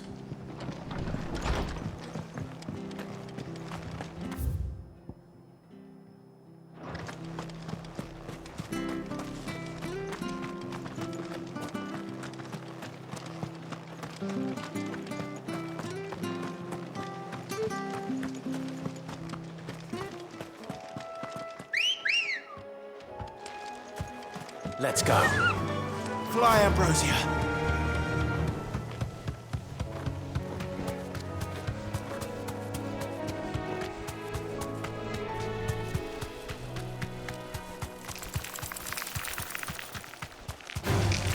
Time to fight.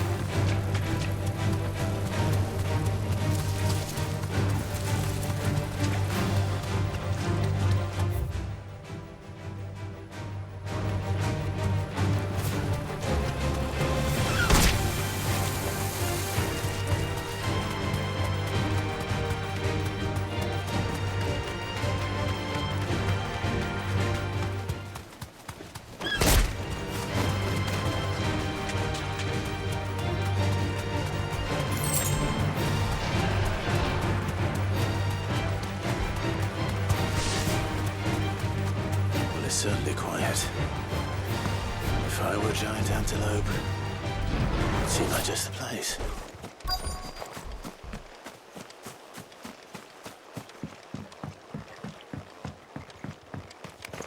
I doubt we'll find one bigger than that. You hungry, Torgal?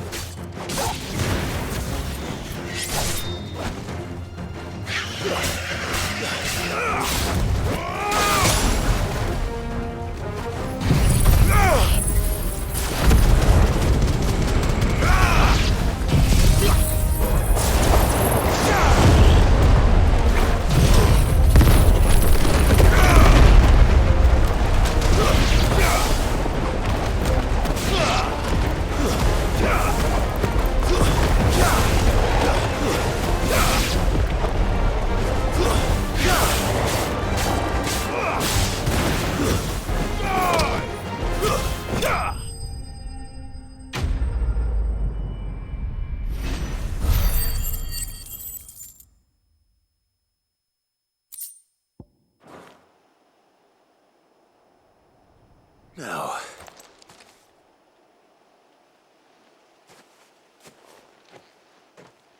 will it be enough, I wonder?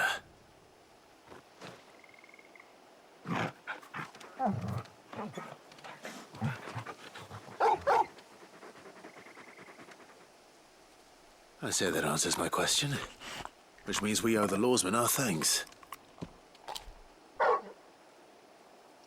You're just a big puppy, aren't you? A very big puppy.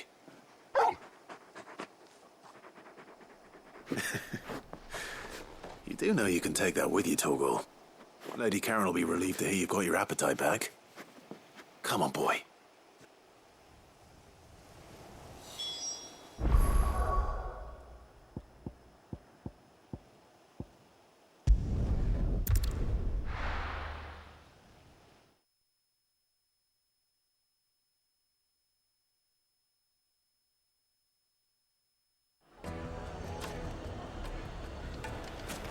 People take notice of wealthy men.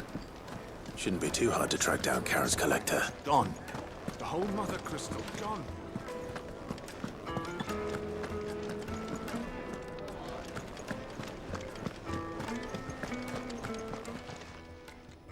My reputation will be ruined! Ruined! Calm yourself, Lord Ignac, I beg of you, before you do yourself a mischief. Pardon the intrusion, but... Out! Get out! I paid for these rooms so I wouldn't be disturbed. Leave me be! Please, allow me to apologize. His lordship is going through a difficult time, and he's never been fond of guests arriving unannounced. Radim! Get rid of the filthy oaf this instant! Very good, Lord Ignac. Would you mind stepping outside for a moment?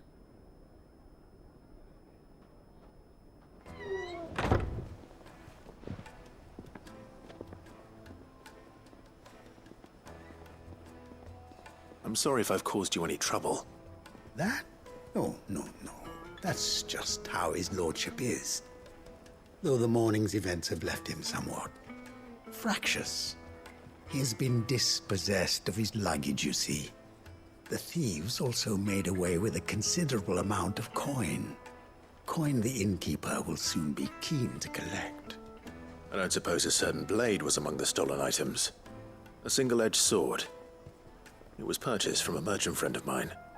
Ah, you know Lady Karen? Yes, I'm afraid it was. Then I'll retrieve Lord Ignac's luggage. But I have one condition. You have but to state it. You are welcome to anything that is within my power to grant. I want an audience with Lord Ignac. A few minutes should be enough. Then I'll be on my way. A condition I would be a fool to refuse. Of course, you shall have your audience. I don't suppose you saw where the thieves went? I did not, no. Though some discreet inquiries made on his lordship's behalf mean that I know where you might find them. The bandit's bed. Every ill-gotten coin in Dalamil is said to pass through that disreputable corner of the Valcroy. Then that's where I'm heading. I shall speak to Lord Ignac in your absence, and arrange for an audience upon your triumphant return. That will be very kind of you. Farewell, and best of luck.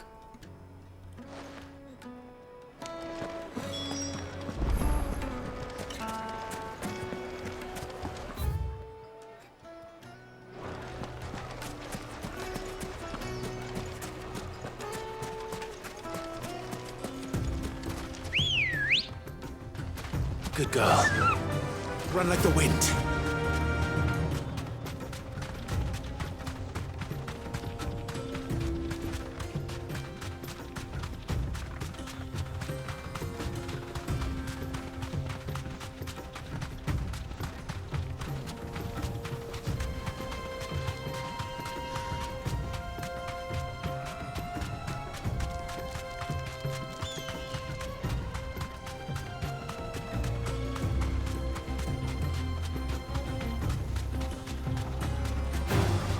All right.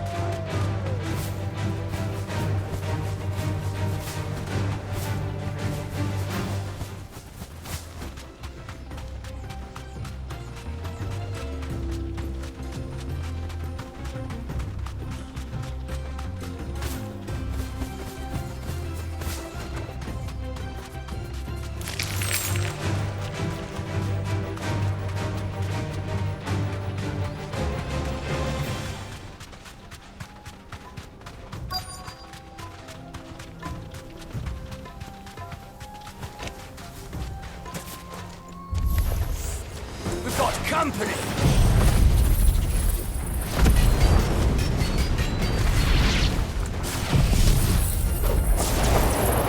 Come on, lads, let's tear the bastard's head off!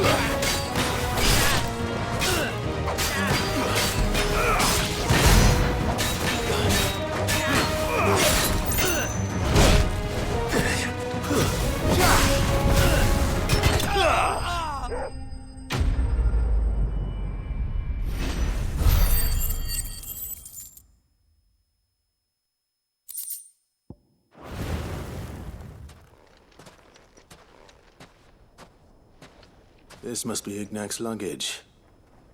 Nothing seems to be damaged. All right. Let's get it back to Dalamil.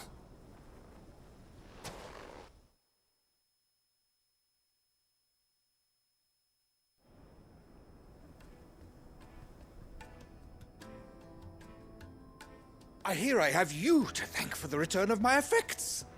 What shall I call you, my good man? Wyvern. Glad to make your acquaintance.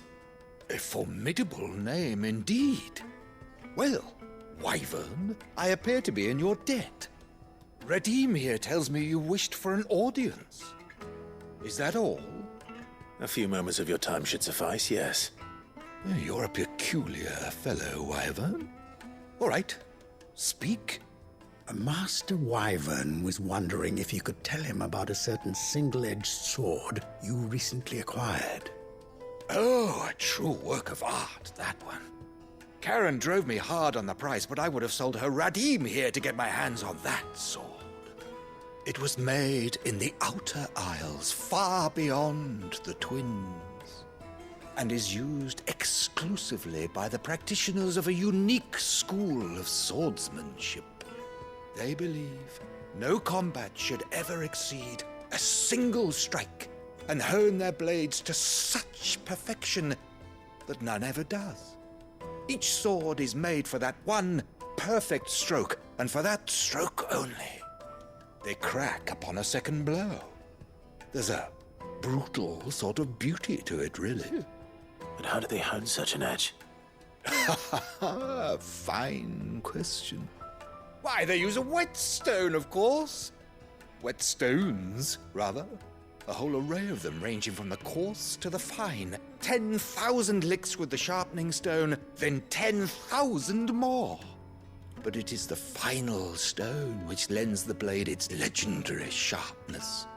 A mineral quite foreign to this great realm of ours. And that is the key. The secret ingredient.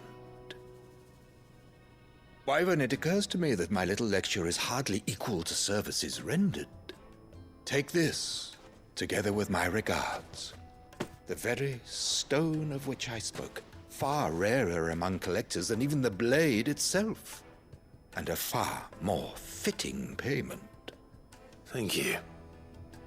Pardon the intrusion, my lordship.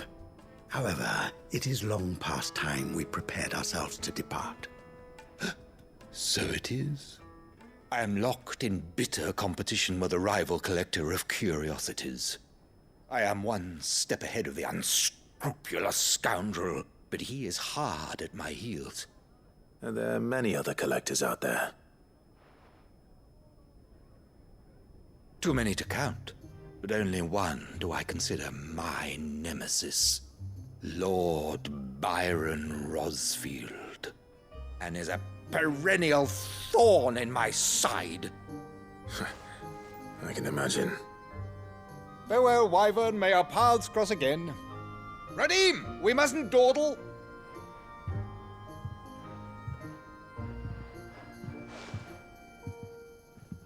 I think his lordship is rather taken with you, Master Wyvern. Thank you again for your assistance. Coming, my lordship. I'll be right there.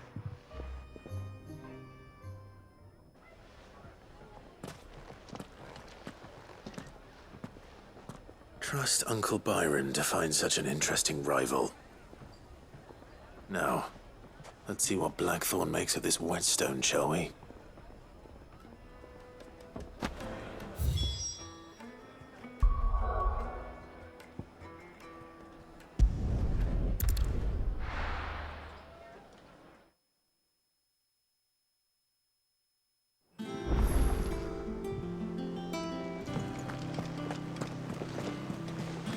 Is that the thing Tomes helped with? Mid told me she was building a ship.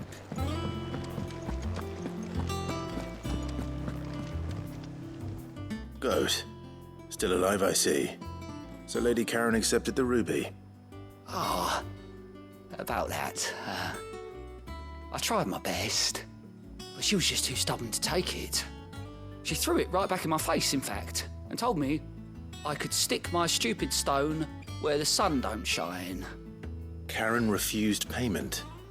I hope it wasn't something I said. I'm sure you were as tactful as ever. Let me see what I can do. Oh, wonderful. I hope you have better luck than I did.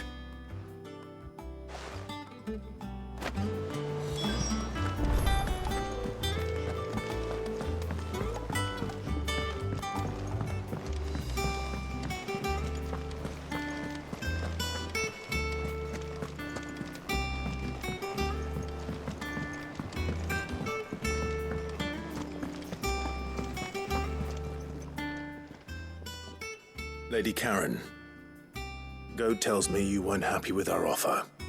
Would you prefer the debt was repaid in coin? What debt?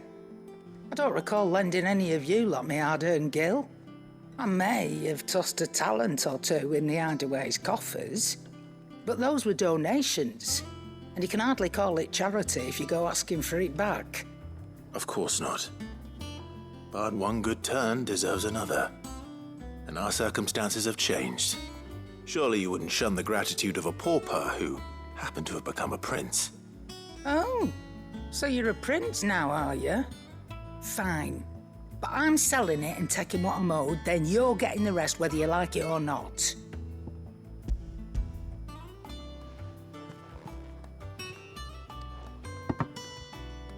Where'd you even get this? A decent trader might nab 1,000 talents for a star ruby.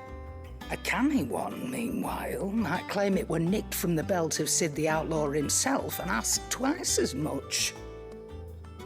Might be I already have a buyer in mind. Might be you even know her. A fine continental maid whose beauty's only eclipsed by a guile in commerce. You wouldn't mind, would you? Not at all. Just be sure to tell her that it's always a pleasure doing business.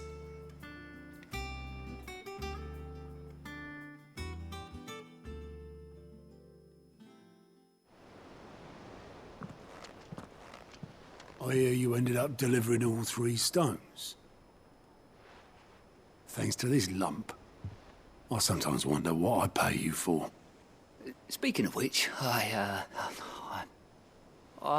still haven't been paid last month's wages. Oh, so you remember what's owed to you then? Get your ass behind that disc of yours and don't get up before those ledgers are square. Right away.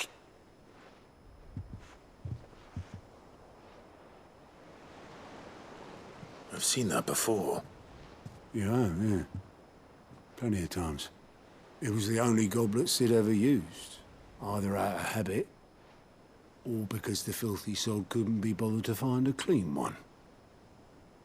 I knew so little about him. Like most people. Martha and the Dame both seem to have fond memories of him. I bet they do. How long did you know Sid before he... Before he died. 20 summers, give or take. Back in the day, I was a purser on a trade ship, which is where I met him. He bought passage to... I forget where. But having nothing better to do on the long nights, we sat up drinking island rum till the morning bell dragged me back to my duties. Quit my post not long after that.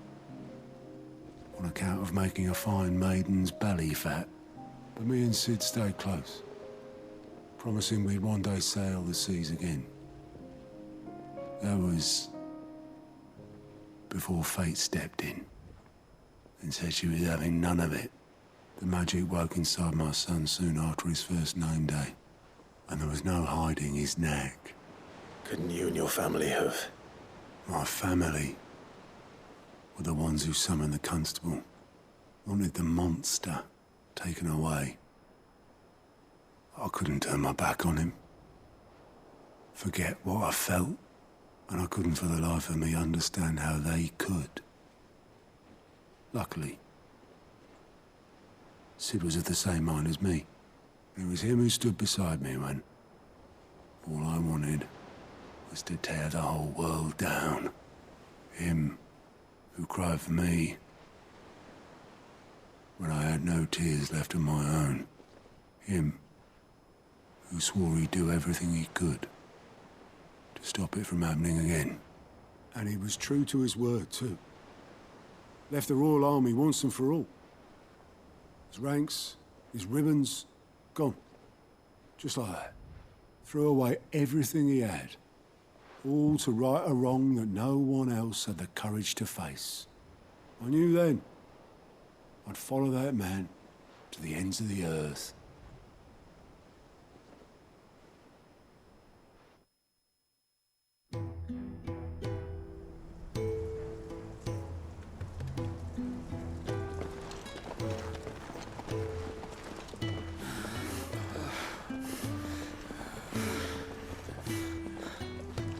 He was always too clever for his own good, was Sid. Saw the world for what it really was, while the rest of us were content to go along with the lie we were shown. And it can't have been easy, bearing that burden alone.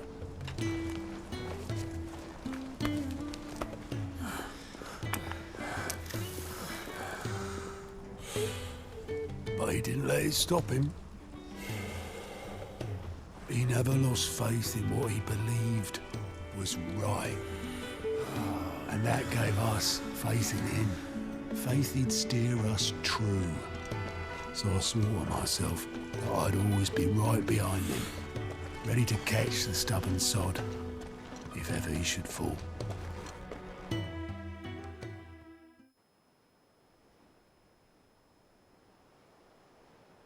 But I couldn't even do that.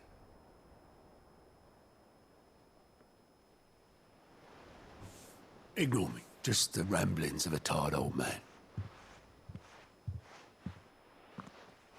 Leave that lot.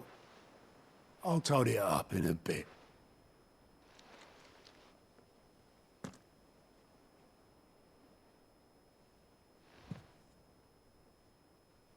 This is Sid's handwriting.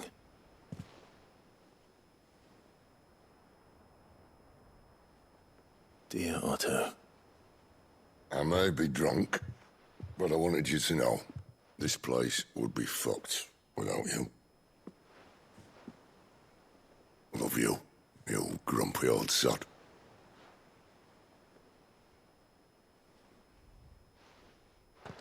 This note. Hmm? What about it? Sid was right. Without you, we'd all be lost.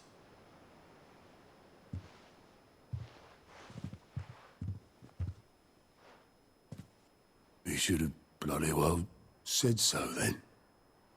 Just once. Before he went. But then, why would he? Him, or anyone? I'd only have told him to piss off.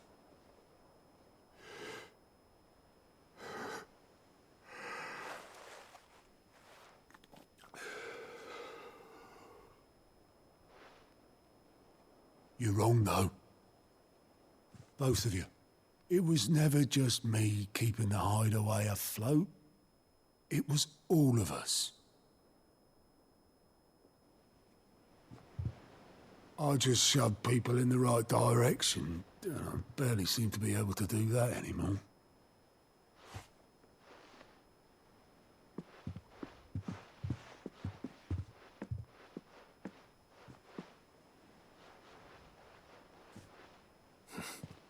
Would you rather go at the helm? Well, maybe I've got a few more years left in me. I'm going to hold you to that, Otto. Before you go, Sid would have wanted you to have this. But that's... This'll do me just fine.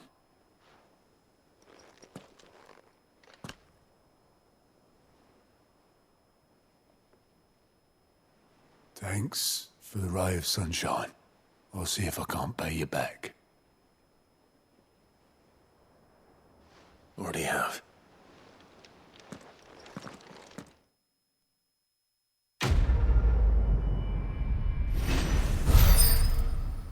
Man, it's a lot of lore in a side quest. And another thingy. Much lore.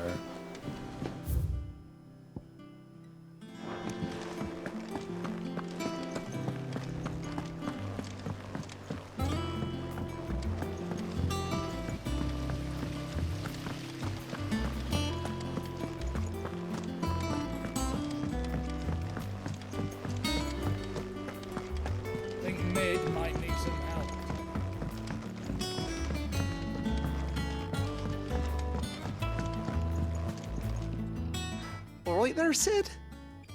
How's that hunt for the bomb ash going? I have it here.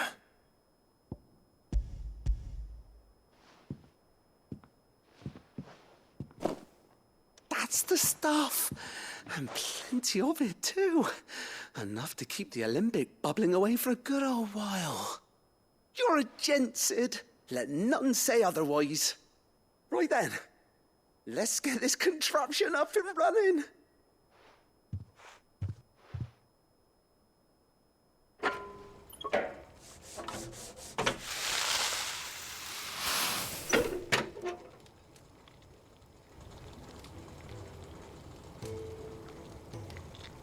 There we have it. The Telemon Alembic. And it works just like the chief said it would. Very impressive. Says the man who cut down a burning boulder. Speaking of which, I still haven't returned the favor. There's no need. The good it will do for the hideaway is reward enough. Don't be silly. Why don't you let me take a look at that bag of yours? The one you keep your potions in.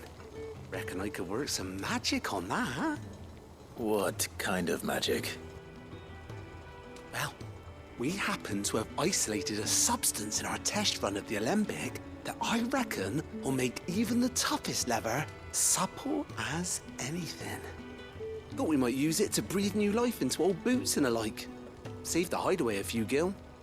Ah, I reckon if we slap a bit on your bag, it'll loosen it up enough for you to squeeze in a bottle or two more.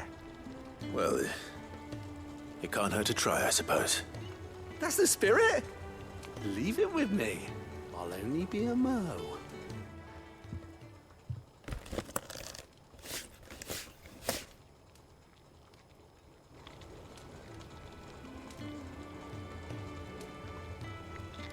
Well, what do you reckon? It certainly feels more flexible. Right? Told you. Thank you. I think. No. Thank you for supporting Mid and the rest of us in our endeavors. Without you, we'd never have been able to discover wonders like that stuff I rubbed on your bag. And I'm telling you, there's plenty more where that came from.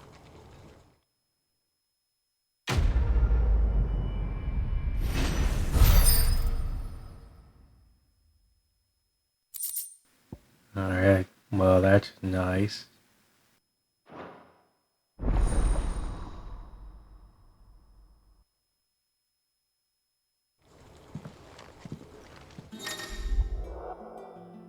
Oh, it's way more, or at least sort of way more potion-wise. The rest is just +1. But I guess that's way more. Really nice.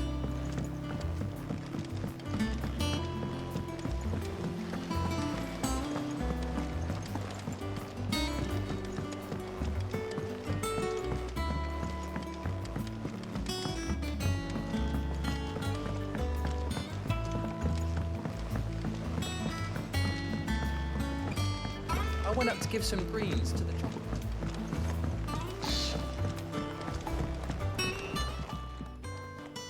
Sorry for the wait, but hopefully you'll agree it was worth it. You learned something about that sword then? I did better than that.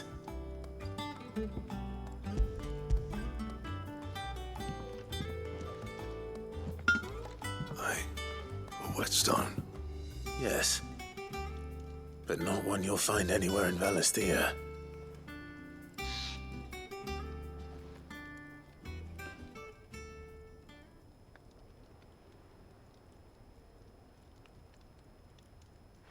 No wonder I couldn't get the same finish on the grinding wheel. One hit and all done, eh? Might not be so bad if all you ever fought were duels. Good luck on the battlefield. Your second opponent would be your last, no matter how good you were. Even so, is there some way it could be used to give the curse breakers an edge? I think so, yeah. With this whetstone and the right kind of steel, I could probably even make a twin of the blade that rattled me. But there'd be no replacing this little rock once I worn it down to a sliver. I reckon we get a dozen swords from it, if that. Swords that the curse breakers wouldn't know how to wield properly, and that would see them through a single fire piece. Nah, no point trying to copy that thing. Be about as much use as a wax anvil. But finishing our blades with a whetstone this fine, now that's something to consider. And what's finer than fallen masonry, eh? Or more hard wearing, for that matter. Just imagine it. Good Valesthian steel with an edge as sharp as any found in the Outer Isles. I won't make a copy now. I'll make something much better. I'm sure the curse breakers will be delighted. Just don't push yourself too hard. Don't you worry about me, sunshine. I've been working day and night since I was half your age, and I'll still be here when you're long gone. Hey, thanks, Clive. I mean it. I owe you one, August too. It's good to know someone's looking out for me. He'll be happy to hear you said that. And I'll see that my debt to you's paid. First new blade I make's got your name on it. You come and find me when you've got the materials. All right. I will.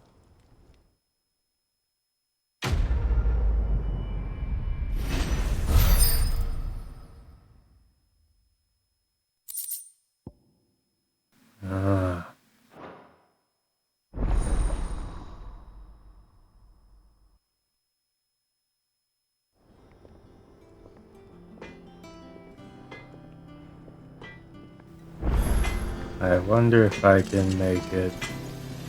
What do you need? So, what'll it be? Oh, I can. Not bad, if I do say so myself.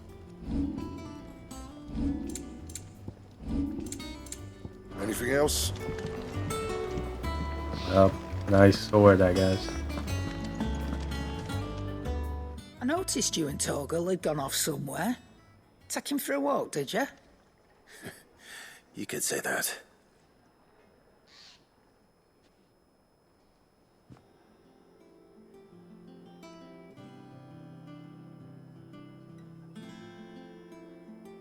So, Molly's leftovers weren't good enough, eh? That'll teach me for treating you like you're still a pup. All right, no need to shout. Now we know what you're after, I can see about getting some in. Speaking of which, I brought one for later. Can I leave it with you?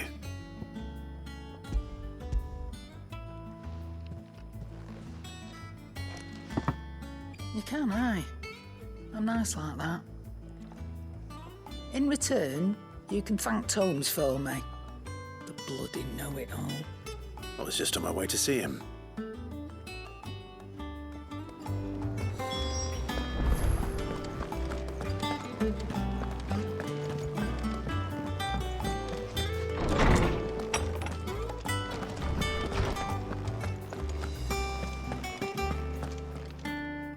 Ah, Clive. Were you able to locate your quarry? We were indeed, Lawsman. You pointed us in exactly the right direction. And Torgal's been a very happy hound ever since. Very good, very good. Lady Karen sends her thanks, by the way, for your part in solving the mystery. Ah. But that reminds me. After your last visit, I found myself pondering Torgal's talents. Do you recall our conversation concerning Lady Jill's role in Torgal's transformation? About how she somehow woke the power within him. Precisely that. A reasonable conclusion, I thought. But one which raised certain questions in my mind.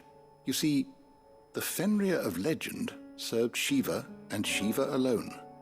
And while the powers attributed to him are certainly impressive, the records imply they are somewhat different in nature to those you described Torgal as having used. What are you suggesting? That Torgal may be the beneficiary of more than one icon's power. Consider that in addition to Lady Jill, he has served as a loyal companion to you, your brother, and even the late Cid. In short, the icons hitherto near at hand, or should I say at paw, have been diverse and plenty, and that number has only grown as the realm's dominance have fallen to your sword. One can but speculate as to how all of this has affected Torgal. He has seemed more fierce of late. And if I'm not mistaken, he will grow fiercer still. We are fortunate indeed to be able to count him amongst our allies and not our adversaries. Oh, he's more than an ally. He's a friend.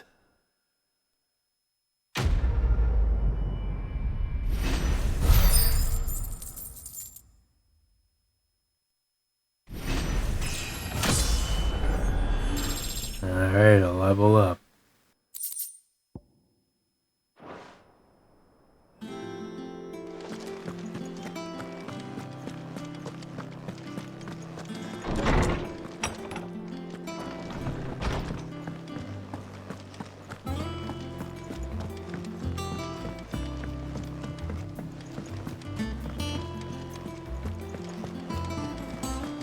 Is that the thing Tomes helped to build? Mid told me she was building a ship. All right, Clive. Asterix. We'd finished sending half the hideaway traipsing across the twins, has she? I swear, that girl'd do anything to put off visiting her old dad's grave. No excuses now, though, eh? Not quite. She said there was one final thing she had to take care of. I'm sure she'll be finished soon enough. She said that? In those words? She did, yes. Clive? Were you born yesterday or something? There is no thing. She'll probably be halfway to Canva by now. Mid. I might still be able to catch her.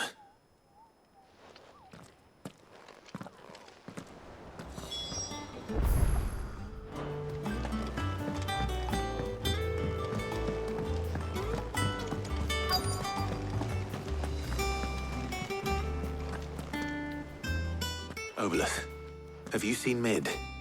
Yep. In a boat, going that way. Then I'm too late.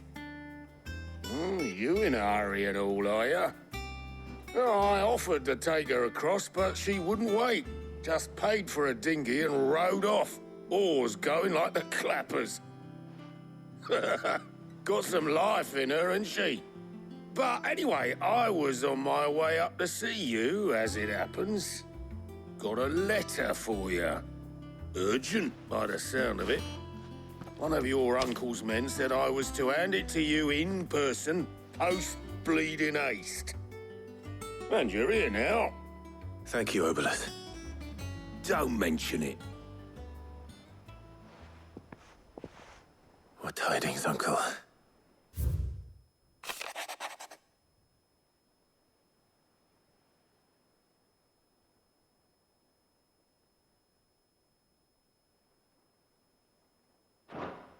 Trouble in Canva. Well, I'll need someone to keep an eye on Mid.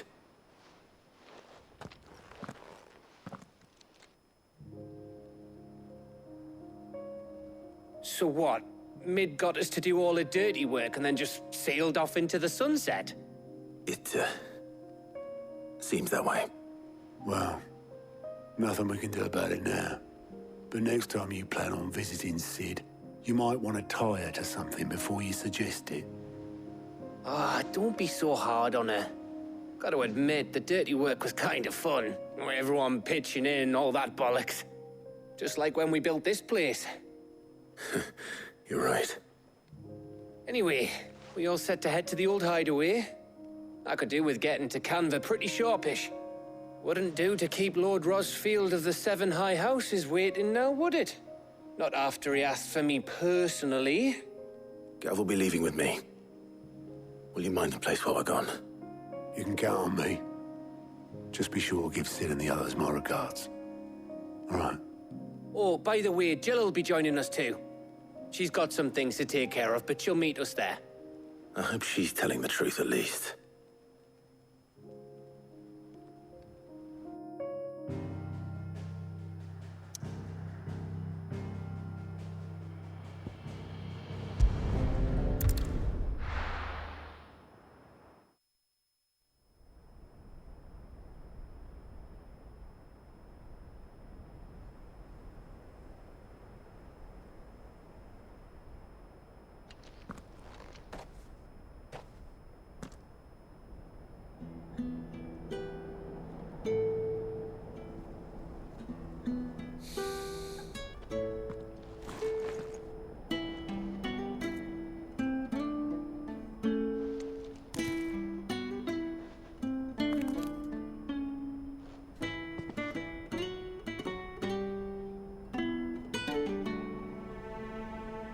Well, Sid, I remember what you told me. If no one is listening to what you have to say, you may as well not say it.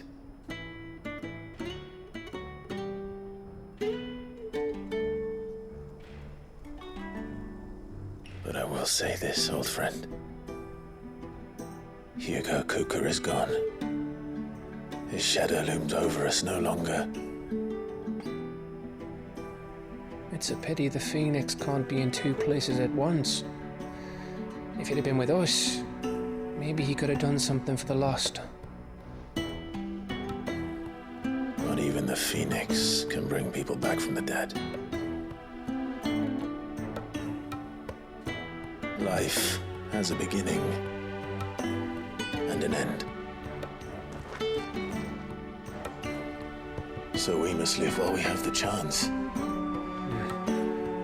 And not as slaves to the crystals, but as free men. May we join you?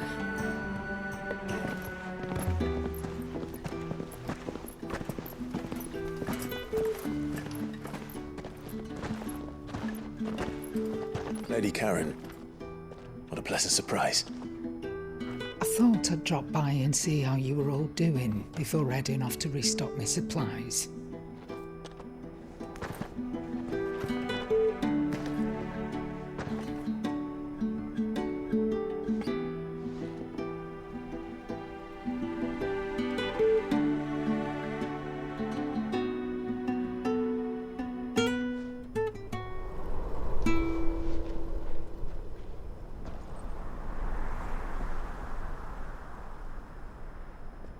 It wasn't the most scenic view back then, but it were never as bad as this. I know. The blight marches on. And soon, there will be no escaping sights like these.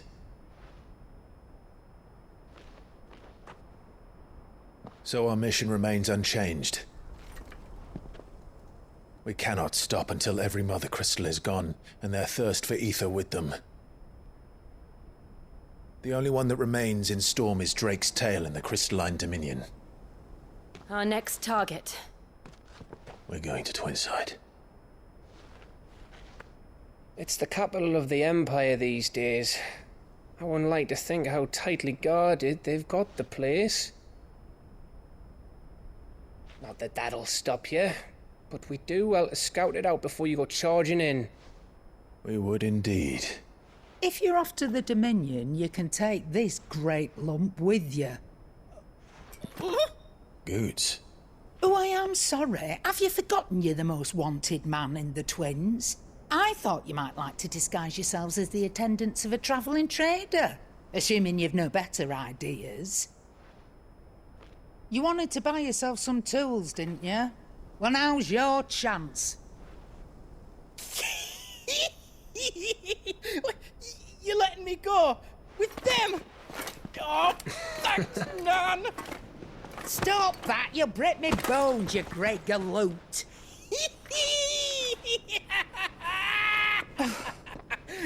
There's a caravan that runs back and forth between the Dominion and the Bocklad markets. It's managed by the Merchants Guild. Just show them Goots' traders pass and you'll be on your way. It'll be a damn sight less risky than footing it the length of the Crystal Road. That's for sure. Thank you, Karen. And glad to have you with us, Goots. Okay then. I'll get me things and I'll meet yous there. See yous down in Bocklad. Get off! Me poor fingers! Jill, you're with me. Understood. And Gav. Already on my way, Captain. Be careful. Aren't I always?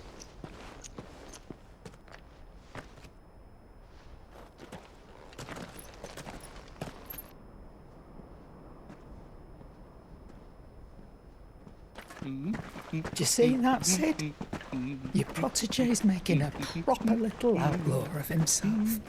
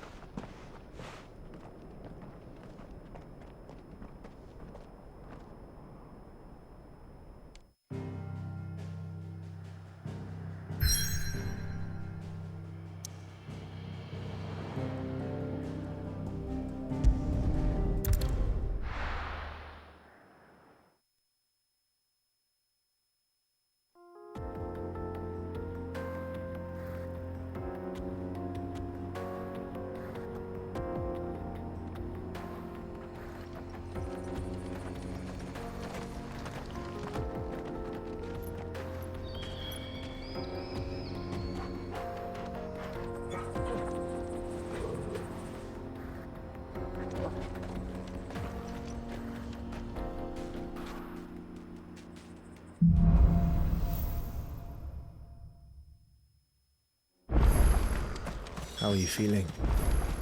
Better. Thanks to Taya. I'm glad to hear it. And Torgal helped too. The new boy.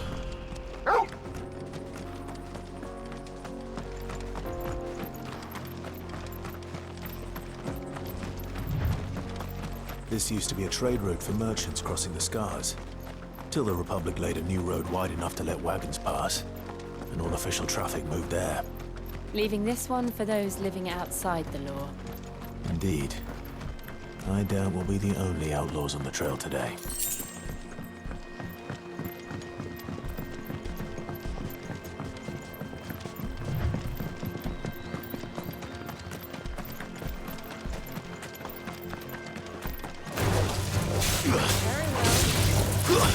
Stay down! It's over!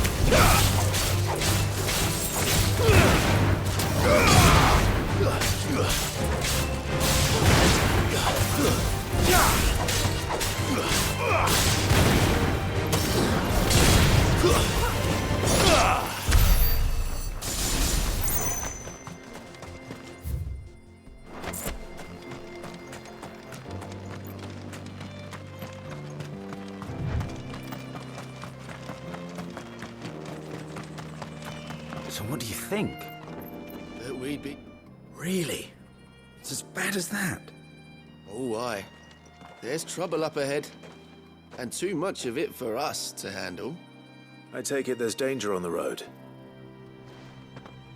Oh, what about this fearsome-looking fellow? You think he'd be equal to the task? Well, no doubt.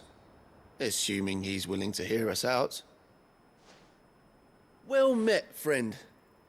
My brother and I have been tasked with finding a merchant's missing cart. You seen it by any chance? How does a merchant misplace his cart? Oh, the man's a coward. When he thought goblins might come a-snarling, he ran, leaving his livelihood abandoned in the pass. He sent the two of us to fetch it, but it's gone. Now, I'm not much of a thinker, but I know the work of thieves when I see it. My brother's right on all accounts. And by my estimation, the bastards are lying in wait just down the road. We may have seen our share of action, true, but we've not got the skill in arms to boldly brave an ambush. You, however, have the look of a man who needn't fear a band of backwater ruffians. What do you say? Will you help us out? Chances are they'll come for you either way. But if you promise to lend us a hand, at least you'll pocket a reward for your troubles. Well, if I'm going to have to deal with them anyway. You've clearly got a fine head on those broad shoulders. We're lucky you came along. Now, hoping to make a heavy purse in Boklad, our merchant friend loaded his cart with as much as it would carry. Reckon he won't be forking over the rest of our fee if we don't find those goods. So, while you're seeing to those bandits, you keep your eyes open. All right. Just don't expect me to drag the cart out of there myself. No. You can leave the cart to us. You just put an end to those bandits and point us in the right direction. You do that, we'll take care of the rest.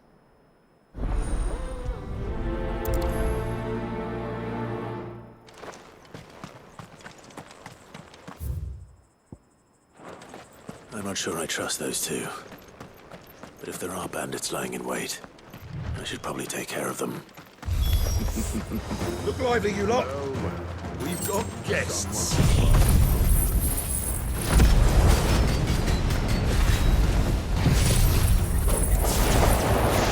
These must be our bandits.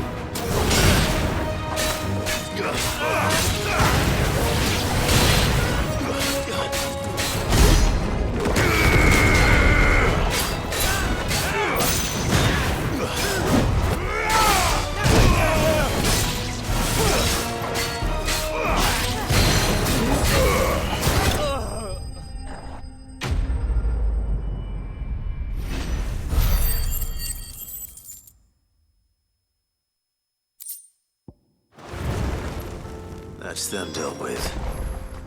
Now, where's that cart?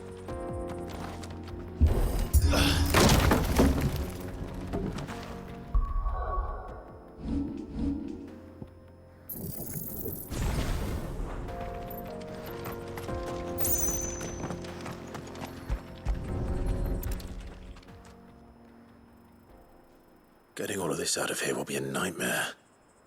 Seems we've found ourselves the right man for the job, wouldn't you say? Found the cart and didn't leave a single bastard breathing. Our merchant friend will be delighted. And how exactly will he be getting his goods out of here? You leave that to us. After all, it'd be wrong to make such a fine warrior haul cabbages to market. You've done your part. And that's all you need to worry about. Here.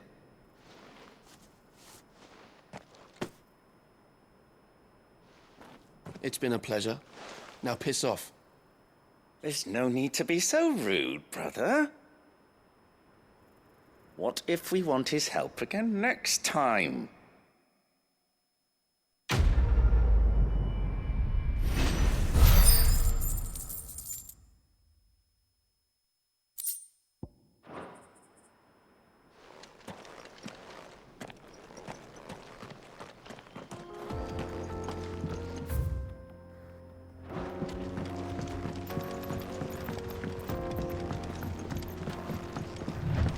I see the Dalnecs lag behind Rosaria when it comes to bridge building.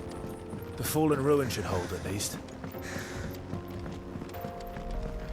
The path continues on the other side.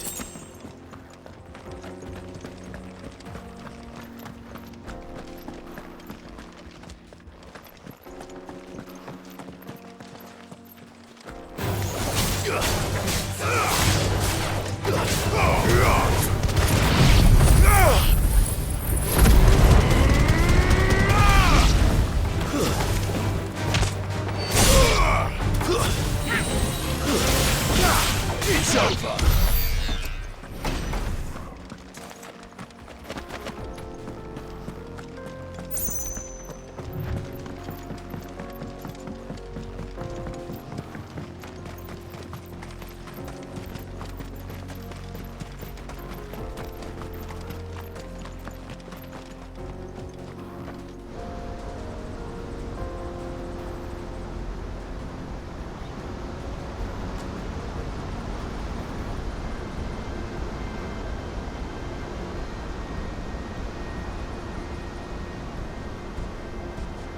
So this is Zemeckis.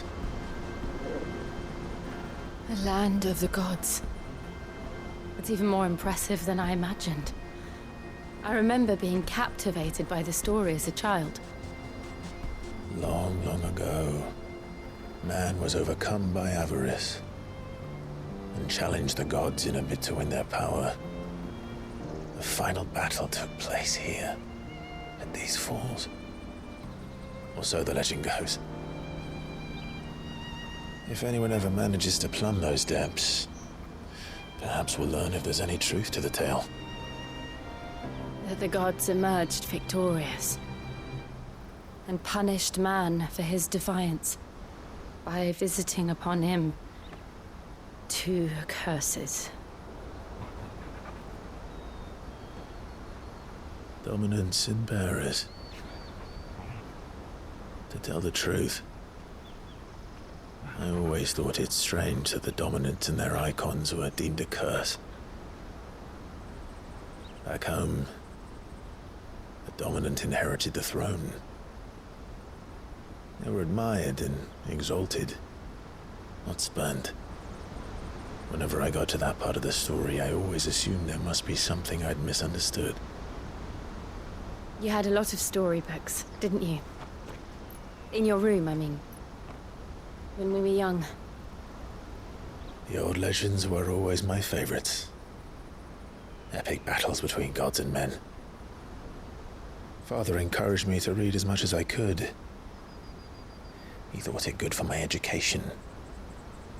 You really were a boy like any other, weren't you?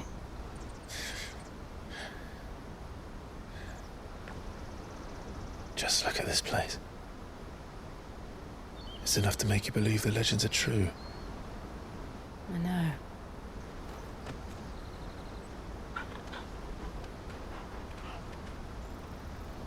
We're not far from Boklad.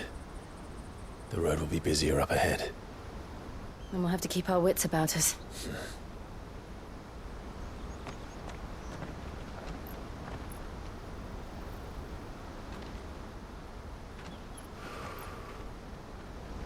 Clive? Something wrong? Nothing. It's nothing.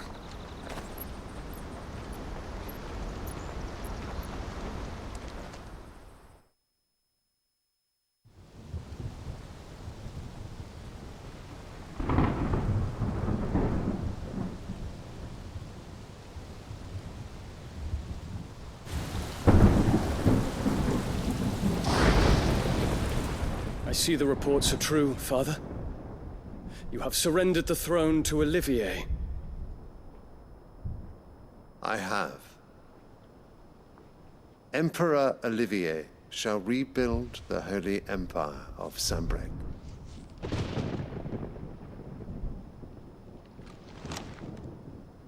How is he to rule an empire? He is but a boy. I shall advise him until he comes of age. Father, please. Or for as long as I am able. The empire we seek to build needs young blood to rule it, and I can think of none better suited to the task.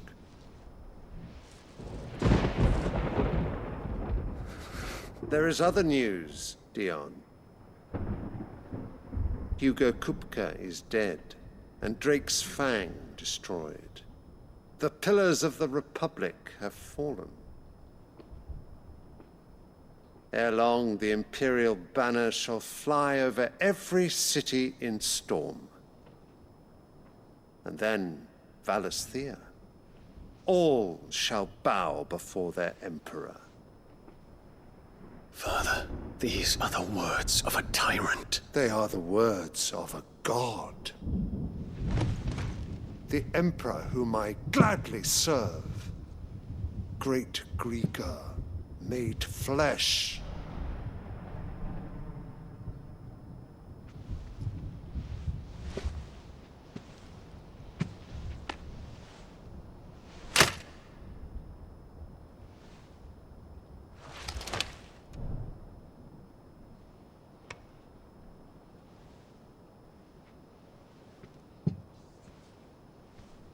Return to your camp, Dion, and ready your forces. It is time to show the world the true power of Sambrec. Father. I find you much changed. Is this truly the path you wish to tread? Or are these the ambitions of another? Of Ultima, perhaps? What nonsense is this? I speak my mind, and my mind only. Though I do owe Annabella thanks for reminding me of certain truths regarding the nature of nations, of rulers, and of the divine. You would trust the words of this traitress? She betrayed her country. She slew her husband. You have ever been an invaluable servant to Sambrec, Prince Dion. I trust you will continue to serve your Emperor in the wars to come. The canker! Silence! Insolent wretch! You will bend the knee. All else is heresy.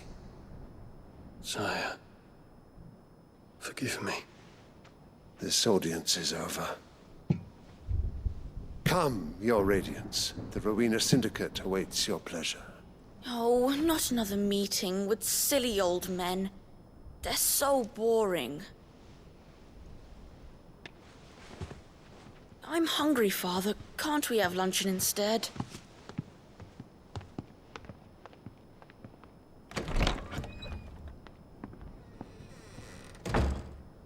Does it pain you that you will not inherit your father's throne? I have suffered worse.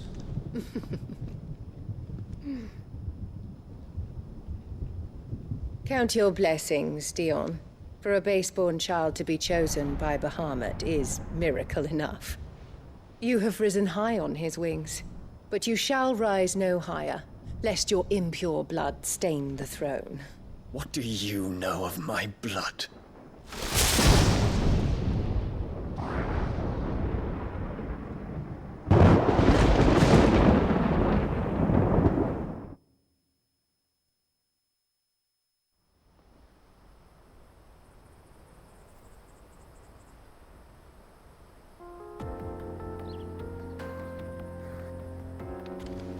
The Boklab markets are to the north.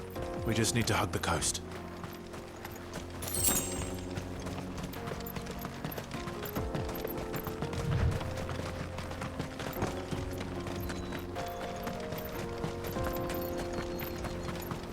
Infiltrating the Dominion won't be easy with the Imperials on high alert. No. His Radiance has lost one capital already. We can be sure Sylvester will do everything in his power to hold on to Twinside. His troops are well trained, increasingly battle hardened. But it's not so we can wait for the siege to end.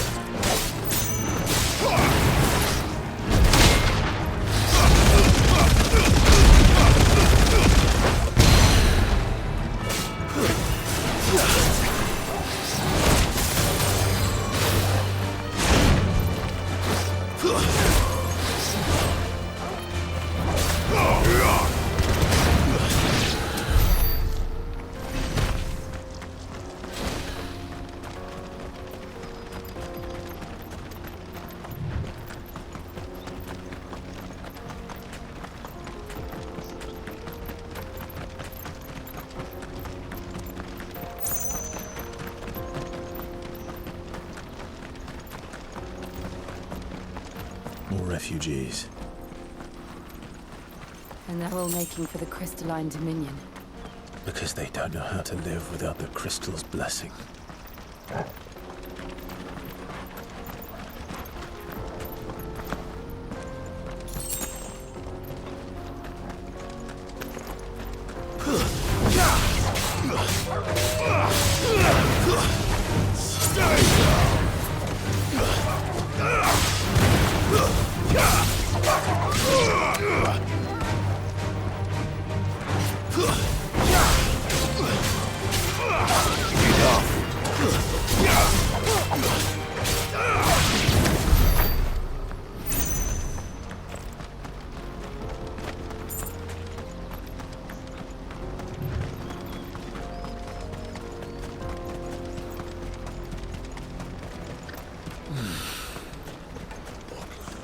There are no crystals here.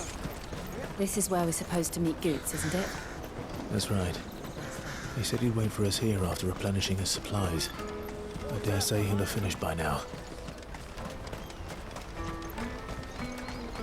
Let me carry your goods. I'm cheap. Peaches and pears.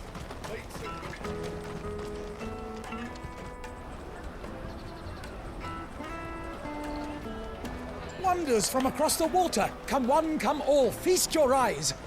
Good sir, can I interest you in...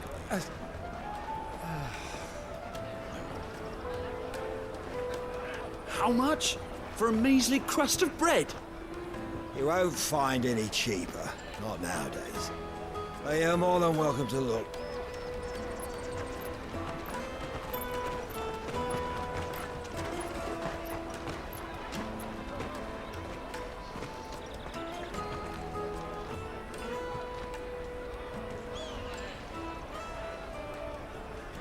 The Empire's unlawful and illegitimate occupation of the crystalline dominion is still in effect.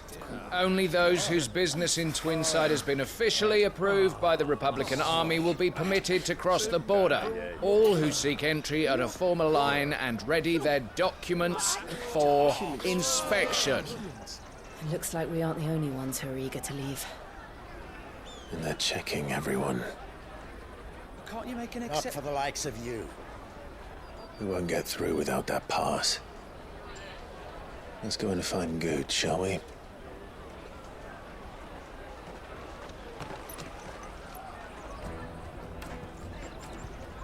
He must be around here somewhere. You won't find anything of this quality in Twinside. The caravan stops next to the checkpoint. Open the trader's pass. On your way. Juicy pears! Ah, Good. There you are. Clive, I'm so sorry. Don't tell Nan, will you? Slow down, Good. Just tell us what happened. It's me trader's pass. It's gone. We cannot ride the caravan without it. We won't even be able to get through the flipping checkpoint. Do you remember when you last saw it? It was in my pocket a minute ago. Then a bairn bumped into me and... Yeah. You don't think that they might have nicked it, do you? It wouldn't surprise me. A busy market like this is prime territory for pickpockets. So, to get the pass back, we need to find this child. Where would we even start? I know where! I've got a pal in Bocklad who might be able to help us. No one knows more about what goes on round here than she does. Where do we find her? She's the owner of the Crimson Caravans, up that way. Sign's got a red chocobo on it. No time like the present. You two go on ahead. I'm gonna check the rest of my stuff, make sure naught else is missing. All right. We'll meet you there. Let's keep an eye out for this red chocobo, then. And the other on our purses.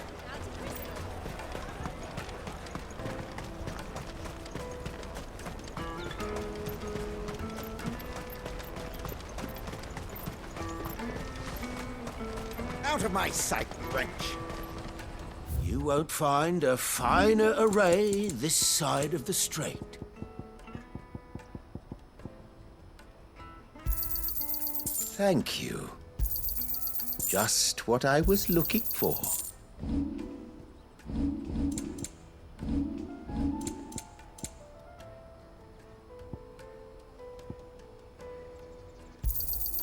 You've a discerning eye. A fine choice.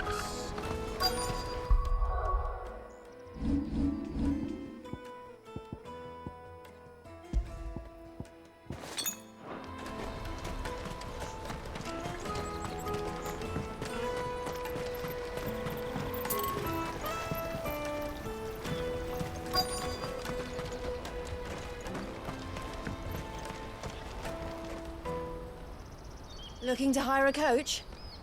It's 10 million for a two-birder to the Crystalline Dominion. Take it or leave it.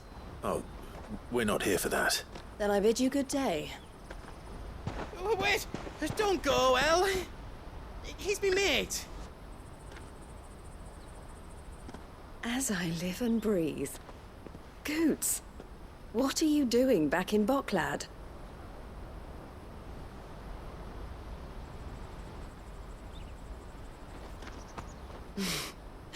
I gather Lady Karen didn't send you.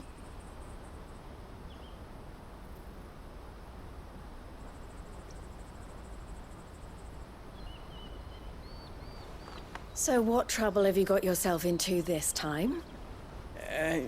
It's me trader's pass. It got stolen. By a little bairn. Of all the... You're the size of a marble.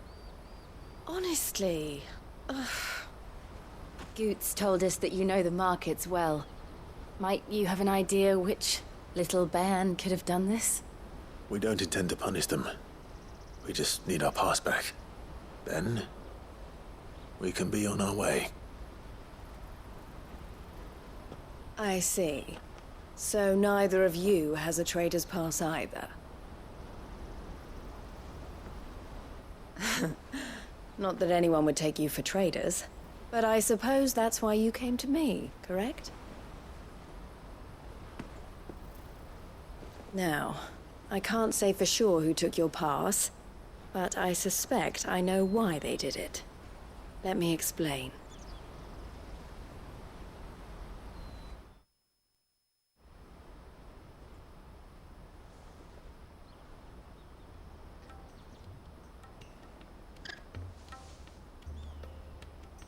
Ever since the Fist marched on the Dominion, the Republic has been clamping down on any commerce that might aid the Empire more than it does us. Which means traders' passes have gone from being merely a way of easing one's progress to being essential if one wishes to cross the border at all. And with demand outstripping supply, they've become a precious commodity, leading some to seek to acquire them by less than legitimate means. So the children are stealing passes to sell on the black market? Yes and no. Passes are inscribed with the names of their owners, and yet none of the victims' names have appeared on the register of those passing through the checkpoint. Which means? That someone is doctoring the stolen passes. The same someone who is encouraging the children to steal them. And the same someone who has Goots' pass, no doubt. Whoever they are, they're ruining the livelihoods of honest merchants, which is why we've decided to take a stand. Will you stand with us? You want to get your pass back, and we want to ensure that no more are stolen. Catch whoever's behind it all, and two birds shall be slain with a single stone. Is there any other way of getting to the Crystalline Dominion, Goots? They won't let you in if you're not with the caravan. It's that, I don't know, try swimming across the strait. But the guards will definitely spot you if you try and do that. Like, we don't want to get spotted, right? So either we find the people who took the pass, or give up all hope of entering the Dominion. All right. We'll help. Thank you kindly. But I don't know your name. Eloise at your service. Clive. A pleasure doing business with you, Clive.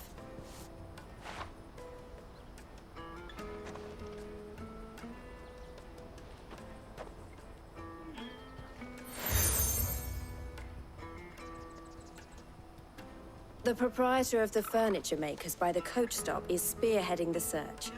Wear that, and he will know you for a friend. I suggest that you speak with him first. The furniture makers. Understood.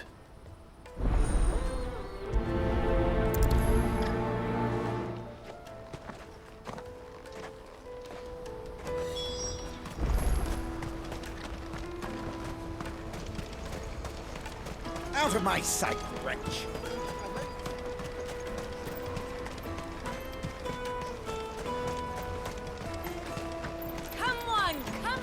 Jug of snake spit for the road? Juicy pears! Slake your thirst! Are you the furniture maker? Looking for something in particular?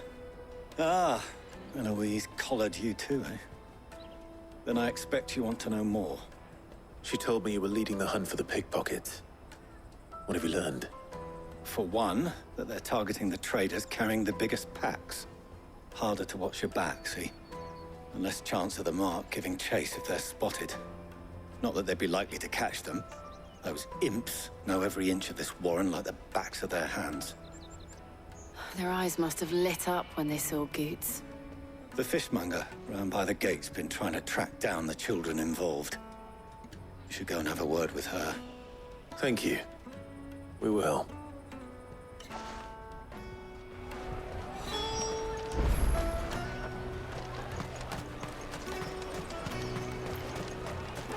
You won't find anything of this quality in Twinside. You should come with me to the Dominion. Life... Fish for sale! Fresh sorted and smoked! Can I interest you? Ah, sorry. Message from Eloise, is it? She's asked me to help her. To help you find the pickpockets. Is that so? Suppose I better tell you what I know, then. For one, this isn't a family operation. All the traders say the children who stole their passes were dirty, dressed in rags. Street urchins, by the sound of it. We get a lot around here. Orphans from the wars. A few, perhaps. You saw the refugees gathered by the entranceway? They're all looking for a new start in the Dominion and beyond. Some of them take it as an opportunity to rid themselves of unwanted baggage. The shame of it. Whoever's behind this would have to have made themselves known to the children at some point. And so should we. You should start with the children around here, then. I doubt they're the ones involved, but they might have heard something. It's worth a try. All right, then. Questioning children. How hard can that be? Come, taste my peaches! They're sweet as nectar! Excuse me. Do you mind if I ask you something? Can't stop you.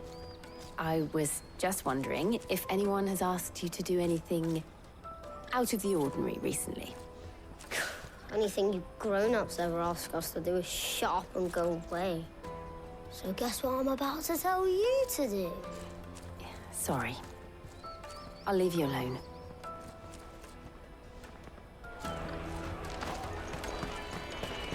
I'll take the large one.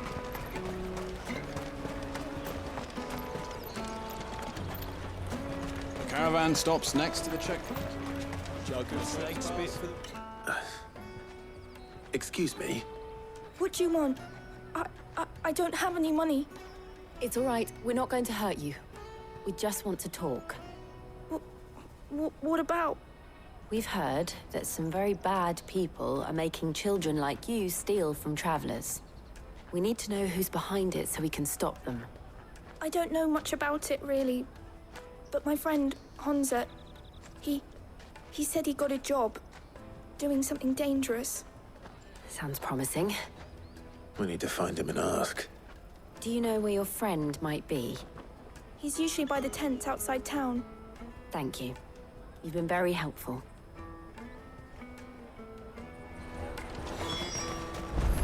Come on, come on!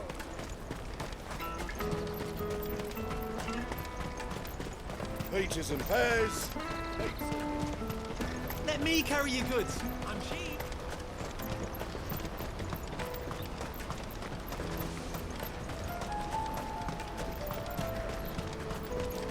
She must have meant the refugee camp. Let's hope he's still nearby.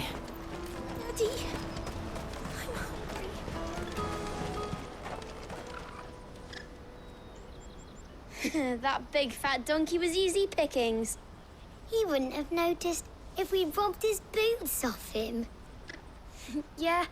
Wish we hadn't handed over the pass, though. Could use one of those things to get out of this dump. Chance to be a fine thing. The moment they found out, they'd string us up by our guts. Would they now? Perhaps you'd like to introduce us to these charming characters. Shit, we're in trouble now. What do we do? You two get caught if you want. I'm off. Hunter, where are you going? So that was Hunter, eh?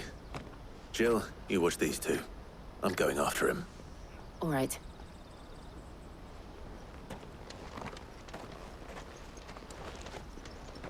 He can't have gone far. I need to find him before his employers do.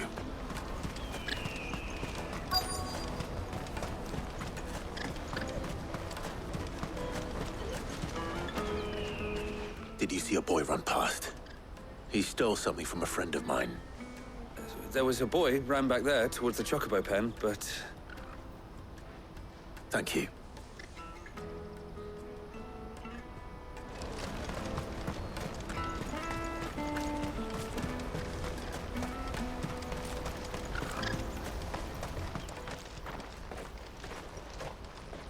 Oh, shit. Cornered. It's all right, Hansa. I'm not going to hurt you. I just want to ask you some questions. Fine. Not like I've got a choice. I'm looking for the people who are making you steal for them. Who are they? Call themselves the Carstones. They said they'd give me a good gill if I did what they told me. I knew they were bad, but bread doesn't come for free. Didn't come at all half the time, before I started buzzing for them. You know, if I didn't do it, they'd just pick on someone else. Someone they could push around easier. Hansa. You found him then? Jill. Where are the other two? Eloise is watching over them. She sent Goots and I to look for you. You're... him! I haven't got your pass anymore, if that's what you're after. I gave it to the Carstones. Whatever you do to me, I can't get it back. Not that I go against them anyway. If it weren't for their gill, me and my mates would have starved.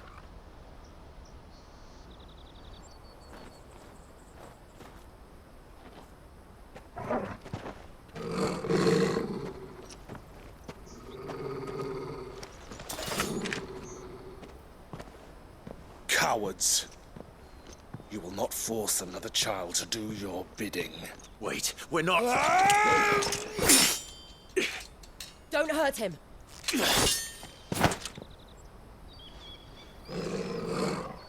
You're making a mistake.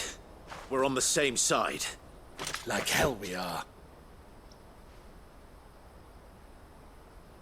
That brooch.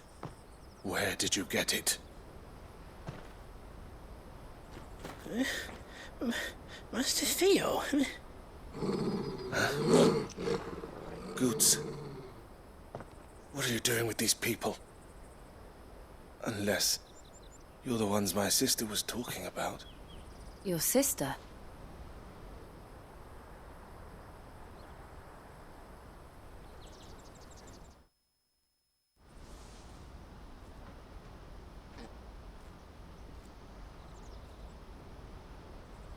Eloise didn't tell us she had a brother. And why would she? I'm just her back and a blade. Theodore, at your service. Sorry about before. Theodore, what do you know of the cast stones? Vultures who have made Boklad their hunting ground. They prey on the desperate, stealing from those with Gil and bullying those without it into joining their flock. I'd been looking into their activities in hope of sparing the refugees any further hardship. But it seems they've already stooped even lower than I'd feared. Hansa's a good lad. Don't blame him for what they've made him do. If he and his friends hadn't agreed to work for the stones, some other poor souls would have. On pain of death, most likely. Clive, was it? And my sisters asked you to help put an end to the pickpocketing. Then we all want the same thing.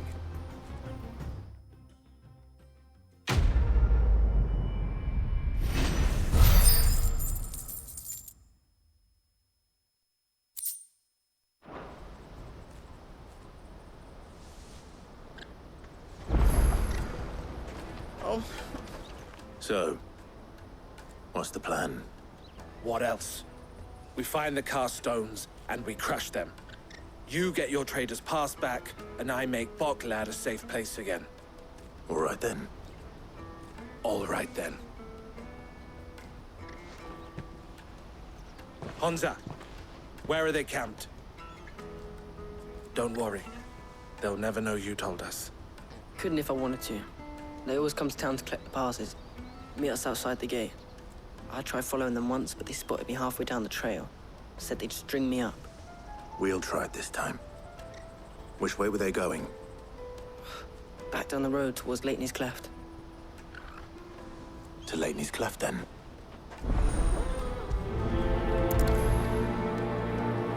Leighton's Cleft is to the south, past the camp. No, you better not have scared anyone.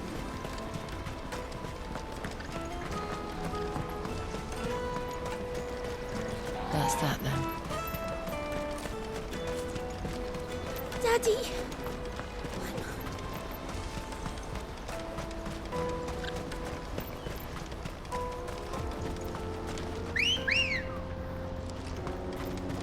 Let's go.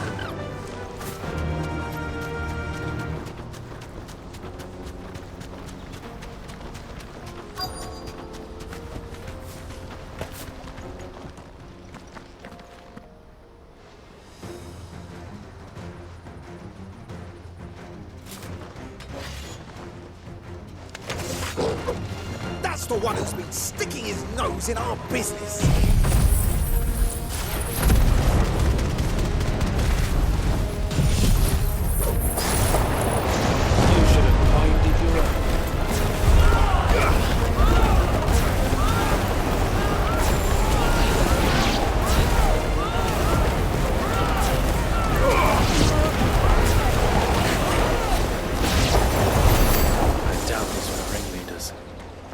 We know we're on the right track.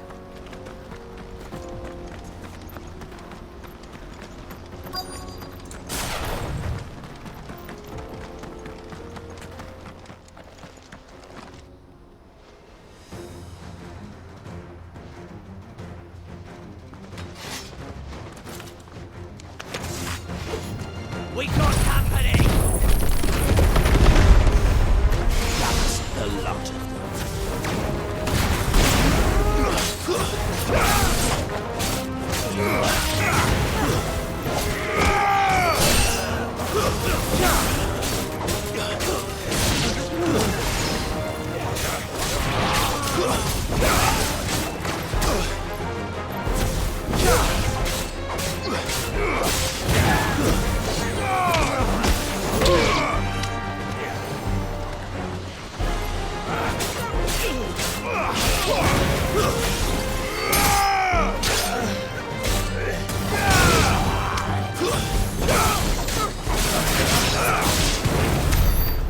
Soldiers. Fewer now.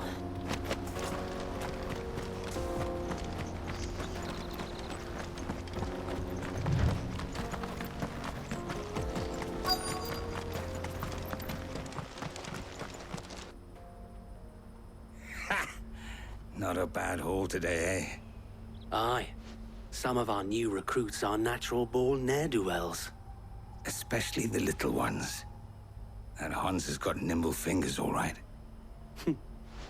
It'll be a shame when they chop them off. But till then, let's make the most of it. Scum. The leaders of the cast stones, I take it. They don't deserve any mercy, Clive. I wasn't planning on showing them any. We're ready when you are, Theodore. Oh, I'm ready.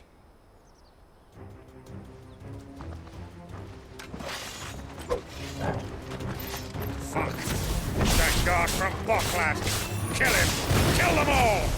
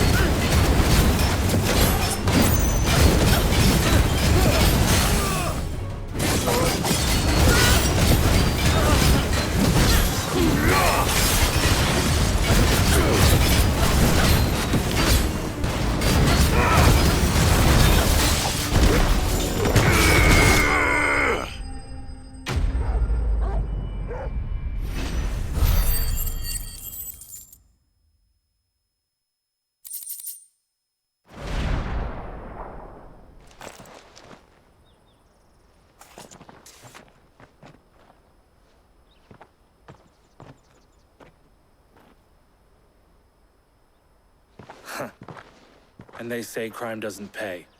Gold chains, rings, purses. And traders' passes. Dozens of them. Have the names been changed? Not yet. I recognize some of them. No doubt Goots's is somewhere among them. Now I just need to sort through it all and return everything to the people it was taken from. We should go and give Eloise the good news. Can we leave things here in your hands, Theodore? Of course. Oh, and, be sure to tell her of the part I played, won't you? We'll be glad to.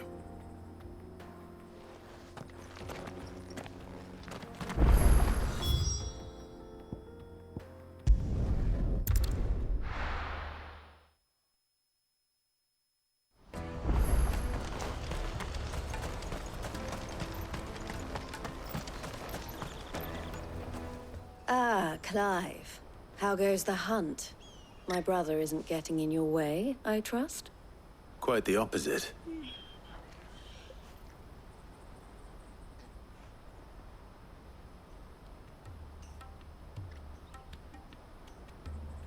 So it was the cast stones who were behind it all. Theo told me he'd been on their trail. And their demise solves 3 problems at a stroke.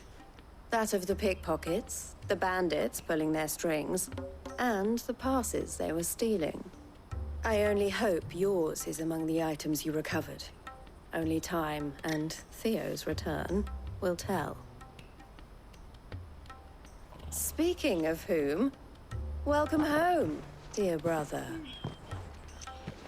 You are too kind, Eloise. Here, Clive. Goots's pass. Ask him to keep a closer eye on it from now on, would you? I will. Thank you. El, I've asked our boys to carry the rest of the goods back. Can I count on your help in sorting through it all? Of course. I'll make some space in the storeroom. I expect you'll soon be on your way then. But it wouldn't do to leave without introducing yourself properly. Would it now? Sid. Don't look so shocked. We're on the same side. I don't understand. As you now know all too well, we at the Crimson Caravans are always happy to help those in need. For a small fee, we will move anything that needs moving. Be that goods to market, or bearers away from it. I was the first my sister helped escape. If it wasn't for her, I'd have been branded as a boy. I had no idea. It just so happens that we are seeking to expand our operation. And who better to join forces with than the leader in the field?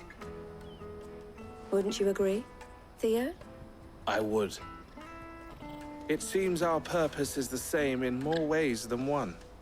So what would you say to working together again? It would be our pleasure. And our honor. The honor is ours.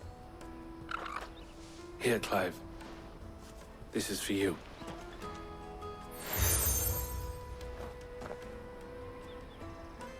What is it? El has friends in high places, while I have associates in, lower ones. That mark is proof that you're a friend to us both.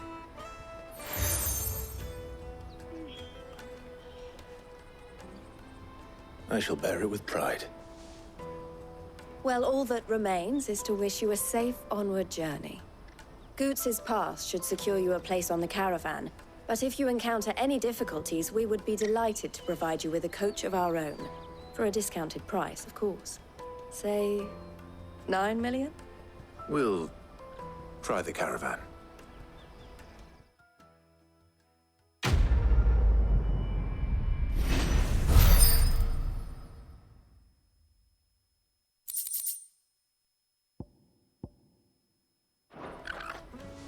Right then. Let's get this back to Goots. And then it's on to the Dominion.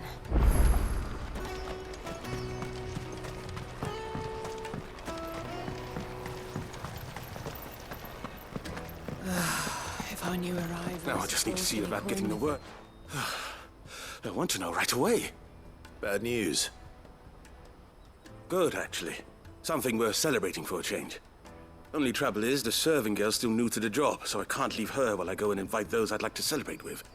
What exactly are you celebrating, if you don't mind me asking? I've come by a particularly fine bottle of red. A Gotan 66, no less. Gotan Rouge is the only good thing to have ever come out of the Empire. And most wouldn't part with a 66 if you held a knife to their throats. So I've heard. Oh, so you know of it then? Clearly you're a gentleman of taste. A gentleman who might sympathize with my predicament, perhaps? Would you pass the good news to a few friends of mine? I'll give you a little something for your time, of course. Sounds simple enough. So you'll do it? Marvelous. Thank you. You won't need to go far. All three of them should be right here in the market. There's Aldrich the porter, Milan the butcher, and Bolek, a guard over at the north gate. Three of the finest fellows in Boklad, if you ask me. Tell them to come to the tavern when they finish for the day. Stop by again when you let them know, and I'll give you your little something. I'll be right back.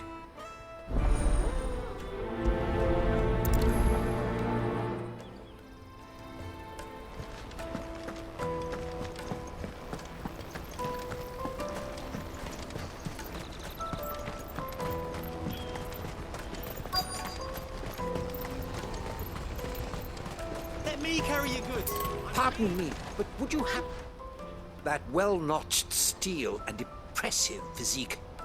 I have need of a sword for hire, and yours looks to be a weapon well worth the coin. Might you be convinced to offer me the use of those formidable arms? How exactly do you intend to use them? Well, being something of a scholar of Zemeckis history, I wish to investigate the ruins near the city.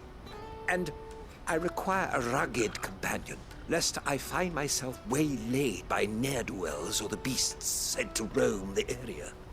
Should you accept, you will not only earn yourself material wealth, but partake of the true treasure that awaits us there. The rich and storied history of Zemeckis. Well, were you ever party to a finer proposition? My arms are yours. Wonderful! Then come. We must away. But where are we going? Along the old Zemeckis Road, and from there, onward to discovery. Quickly! There is not a moment to lose. Wait. Good luck with your ne'er-do-wells.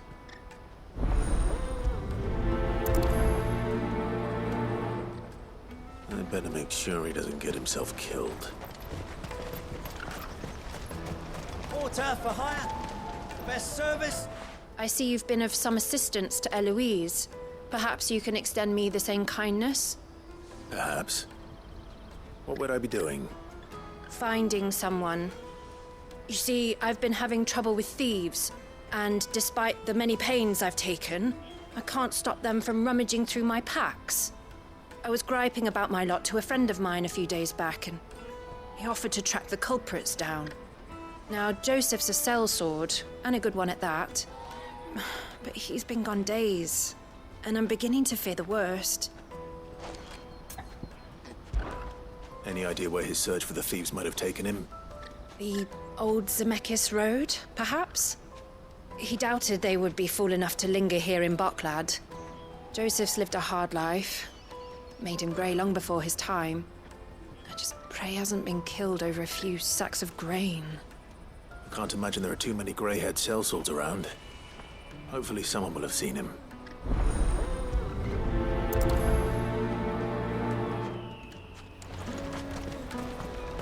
That's that then.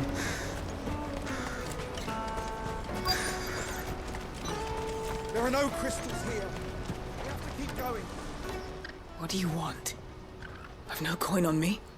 Just information. Has a sellsword passed through here? Grey hair. Now you mention it, there was a young man with salt in his mane sneaking around out there a while back. Which way did he go? How am I supposed to know? Buggered off down the road, I expect. Now why don't you do the same and leave me be?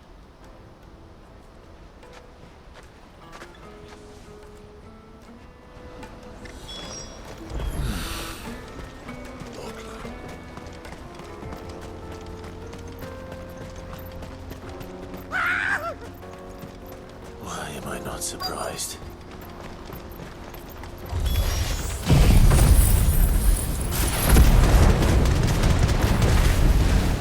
You'll hand over your coin if you know it's good for you. You're finished!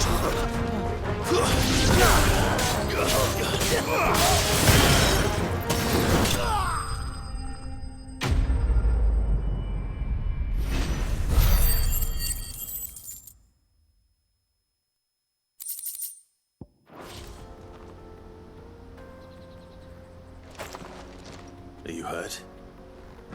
Happily not, good sir. Thanks to your timely intervention. More importantly, we have arrived. Now, feast your eyes upon the marvel before us. Ruins, a relic of the fallen civilization. A sight so common that man is oft blinded to its wonder. Colossal vessels, dashed from the very heavens. Airships, we call them, with very little thought to what wonders such a word might describe. Oblige me if you would. Does anything strike you as peculiar about this particular specimen? Though we ourselves find fallen ruins to be nigh indestructible, whatever gouged the final sin from the rock cleaved clean through the structure you see before you. A tantalizing mystery, no doubt, but merely one of countless enigmas in which Zemeckis history is steeped. Come, good sir. Our expedition continues, and we still have much to learn.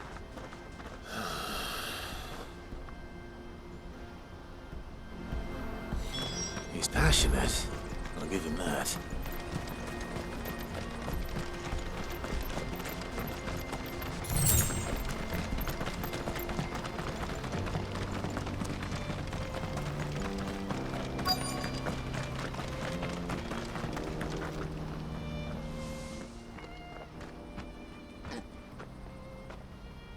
We don't want any trouble.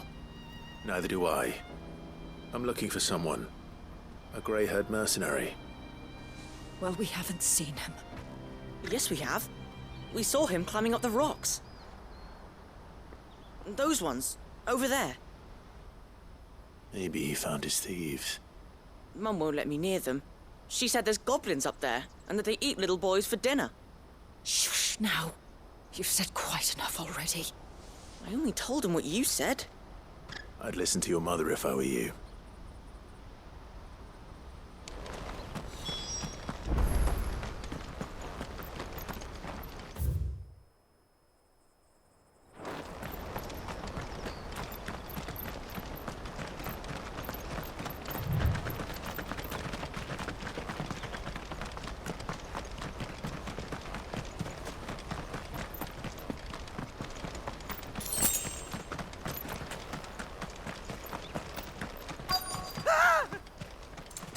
Not again. Right then, who's first?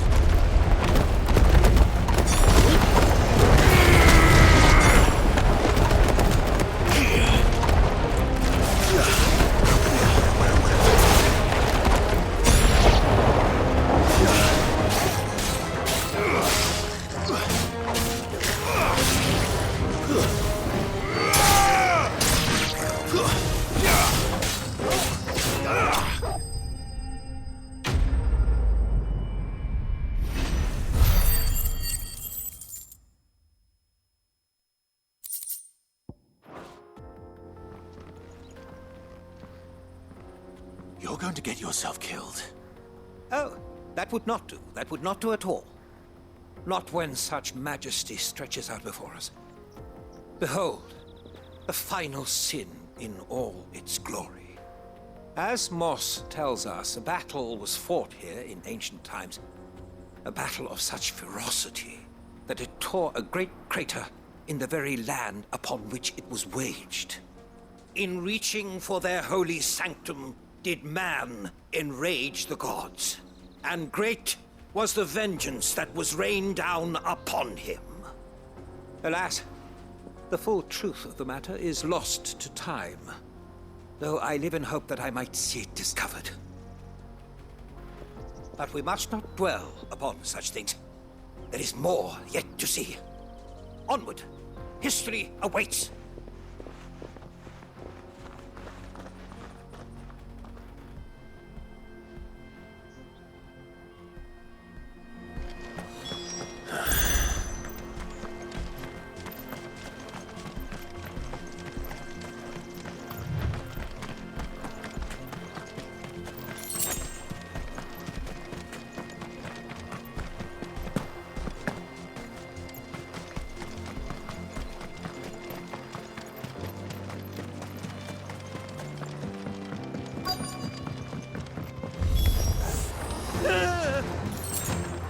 Oh no. He's really got himself into trouble this time.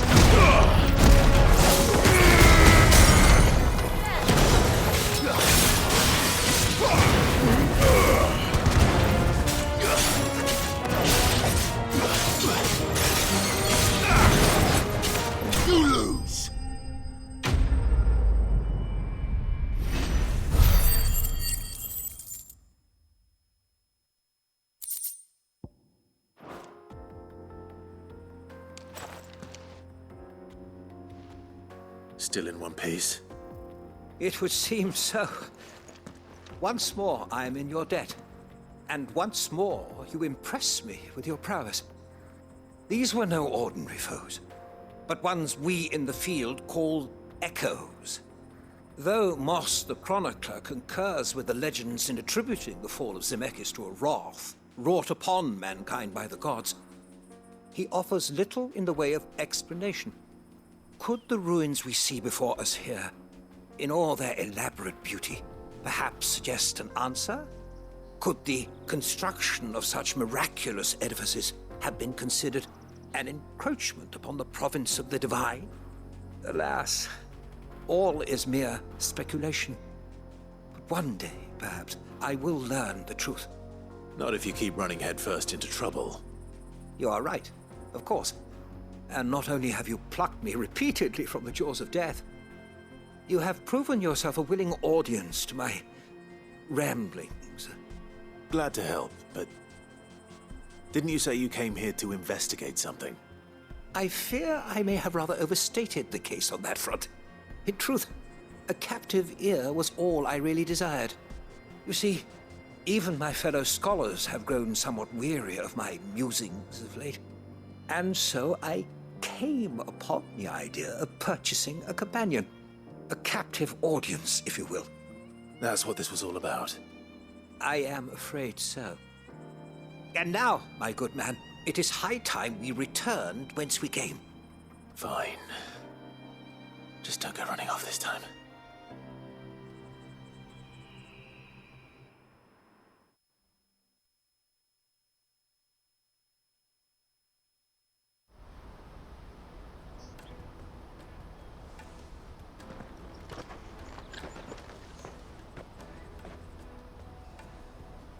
And so ends a delightful day. Here, your reward for humoring my selfish whims, plus a little extra for the trouble I have put you to.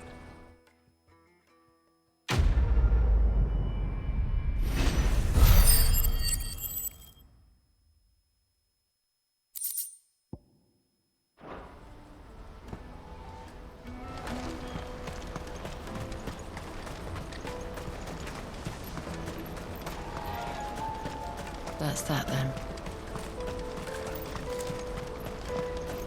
Daddy!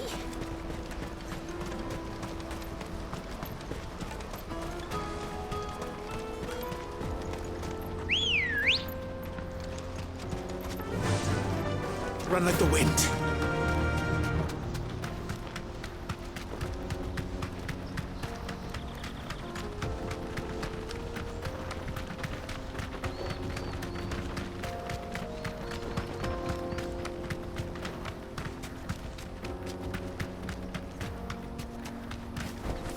You deserve a rest. Did Joseph's thieves really lug their stolen wares all the way out here?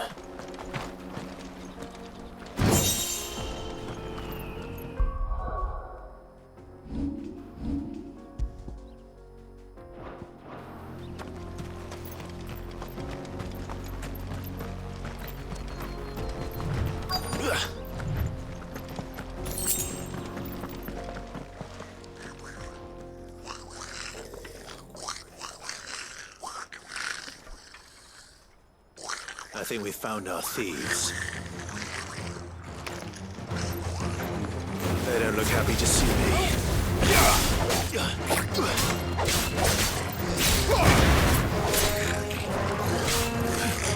Nice try.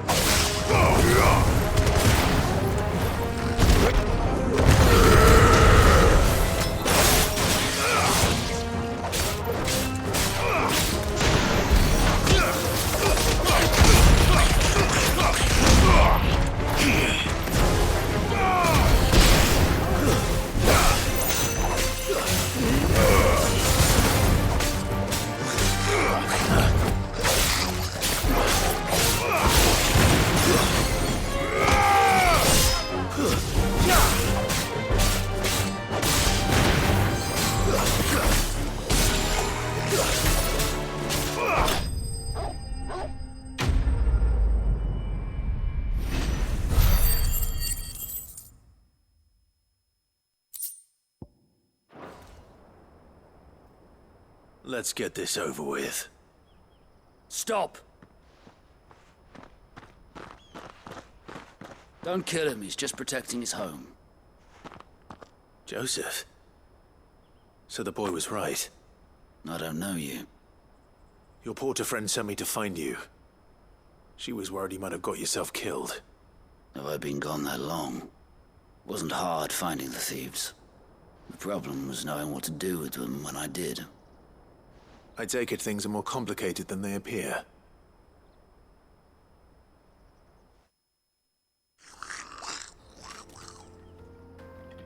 I'd all but ruled out bandits before I even left the market. You know why that is? Because our thieves had no interest in gold or gems, or anything they couldn't eat for that matter. Add to that the rumors of goblins in the area, and the mystery practically solved itself. I soon found their cozy little homestead, and all the missing food.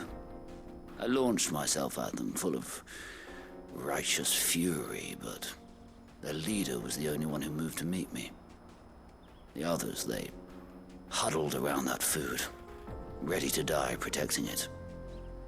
They stole because it was that or starvation. I've been there myself, back when times were hard. So you spared them? And earned their trust into the bargain by the look of it. These goblins aren't native to the area. They don't know how to survive such barren lands, so I've been teaching them. And once they've learned to hunt and forage, they won't be fool enough to risk their necks in Boklad. I'm impressed. I didn't know goblins could be reasoned with. Do me a favor. Let the porter know I'm safe. I'll head back to the market once my work here is done. Oh, and don't mention the goblins. I don't want people coming here brandishing pitchforks. Not now this lot have sworn off thieving. Your secret's safe with me. I appreciate it. Thank you.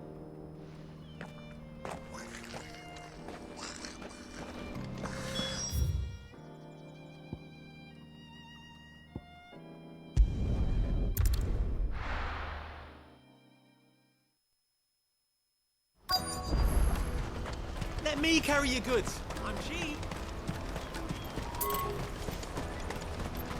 Porter for hire. Best sir. Joseph's fine. He'll be back once he's tied up a few loose ends. That's a weight off my shoulders. He certainly knows his business. You found your thieves all right.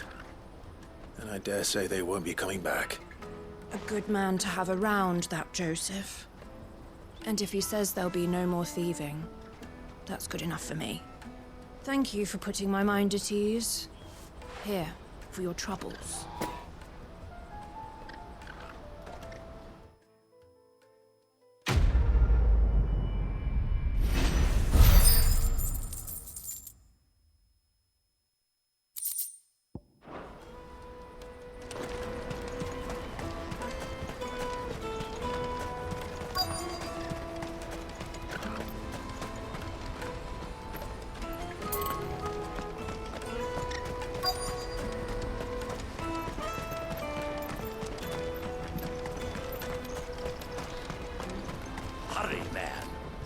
I've been asked to find Aldrich, the porter. I don't suppose that's you, is it? That's me right enough. You need something delivered? The innkeeper sent me. He said there's a cup of Gotan 66 with your name on it when you're done for the day.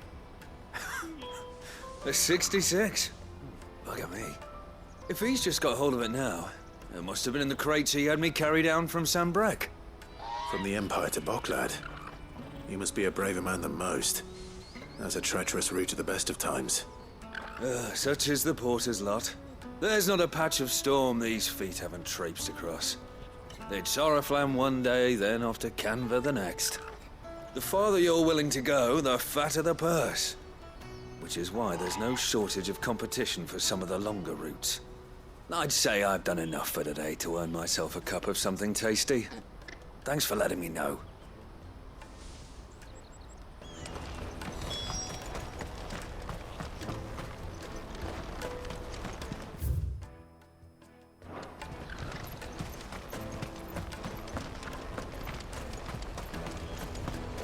Out of my sight, wretch.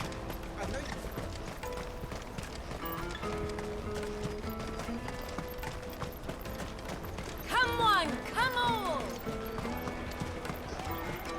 Caravan stops next to the checkpoint. Are you Milan, the butcher? That's me. What can I do for you? The innkeeper's just had a special delivery. He thought you might like to join him for a cup of wine after you pack up for the day. He knows me only too well. And I've got a ham here that will go handsomely with a nice drop. Wine and ham to spare. Boklad clearly isn't suffering then. Comes with being the place everyone has to pass through to get to everywhere else. Those who travel the Crystal Road bring all manner of goods with them. We get meat from Sanbrek, herbs from Rosaria. Why, sometimes we even see curiosities from across the Narrow.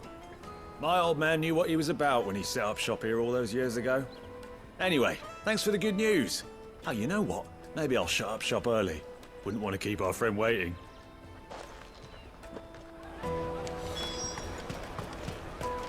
You won't find anything of this quality in Twinside.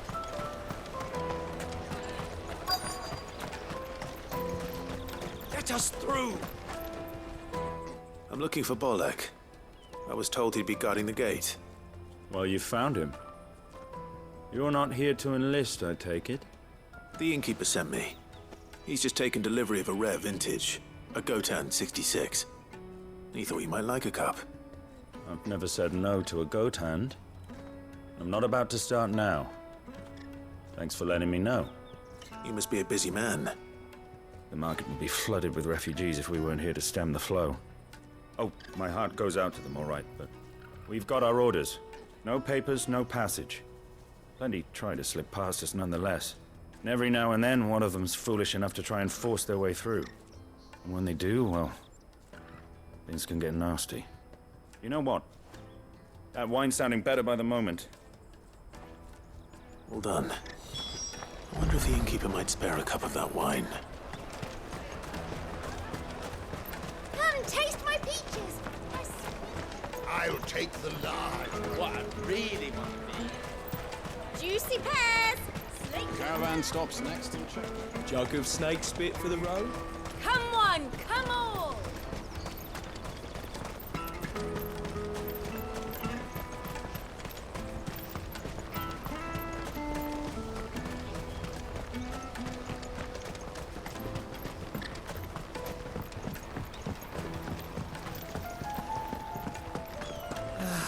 If only arrivals had brought... I spoke to your friends. They'll be along soon. That's fantastic news. Thank you kindly. It's been a while since we all sat down together. And the way I see it, that wine is as much theirs as it is my own. How so? Well, I wouldn't be serving anything but slops without Aldrich to go and fetch the good stuff for me. And then there's Milan, who always sends customers my way. And Bolek, an even-handed keeper of the peace, if ever there was one. Those three are the backbone of Boklad. Lose any one of them, and the market would soon fall apart. And without the market, I wouldn't have a single customer.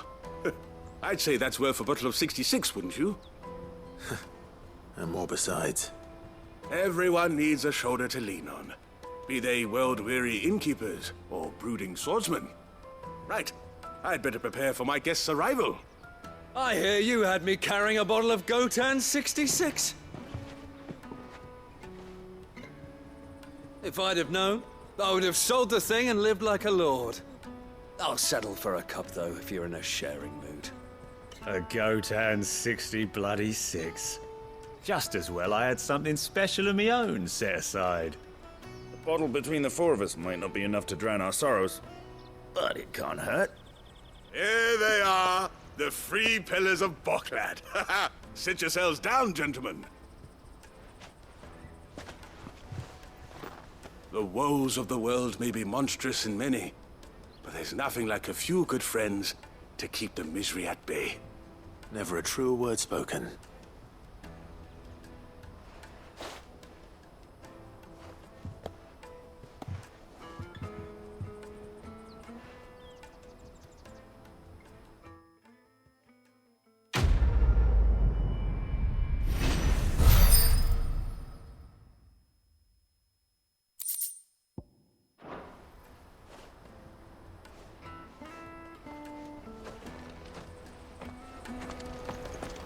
Alright. I've been playing for a while, so I think I'm gonna end it here. Seems like there was not too much fighting, or at least, yeah, there was not much fighting. Not much at all. Or at least no big fight. So I guess that'll be it for this part. Just a lot of story. But that's it. Goodbye.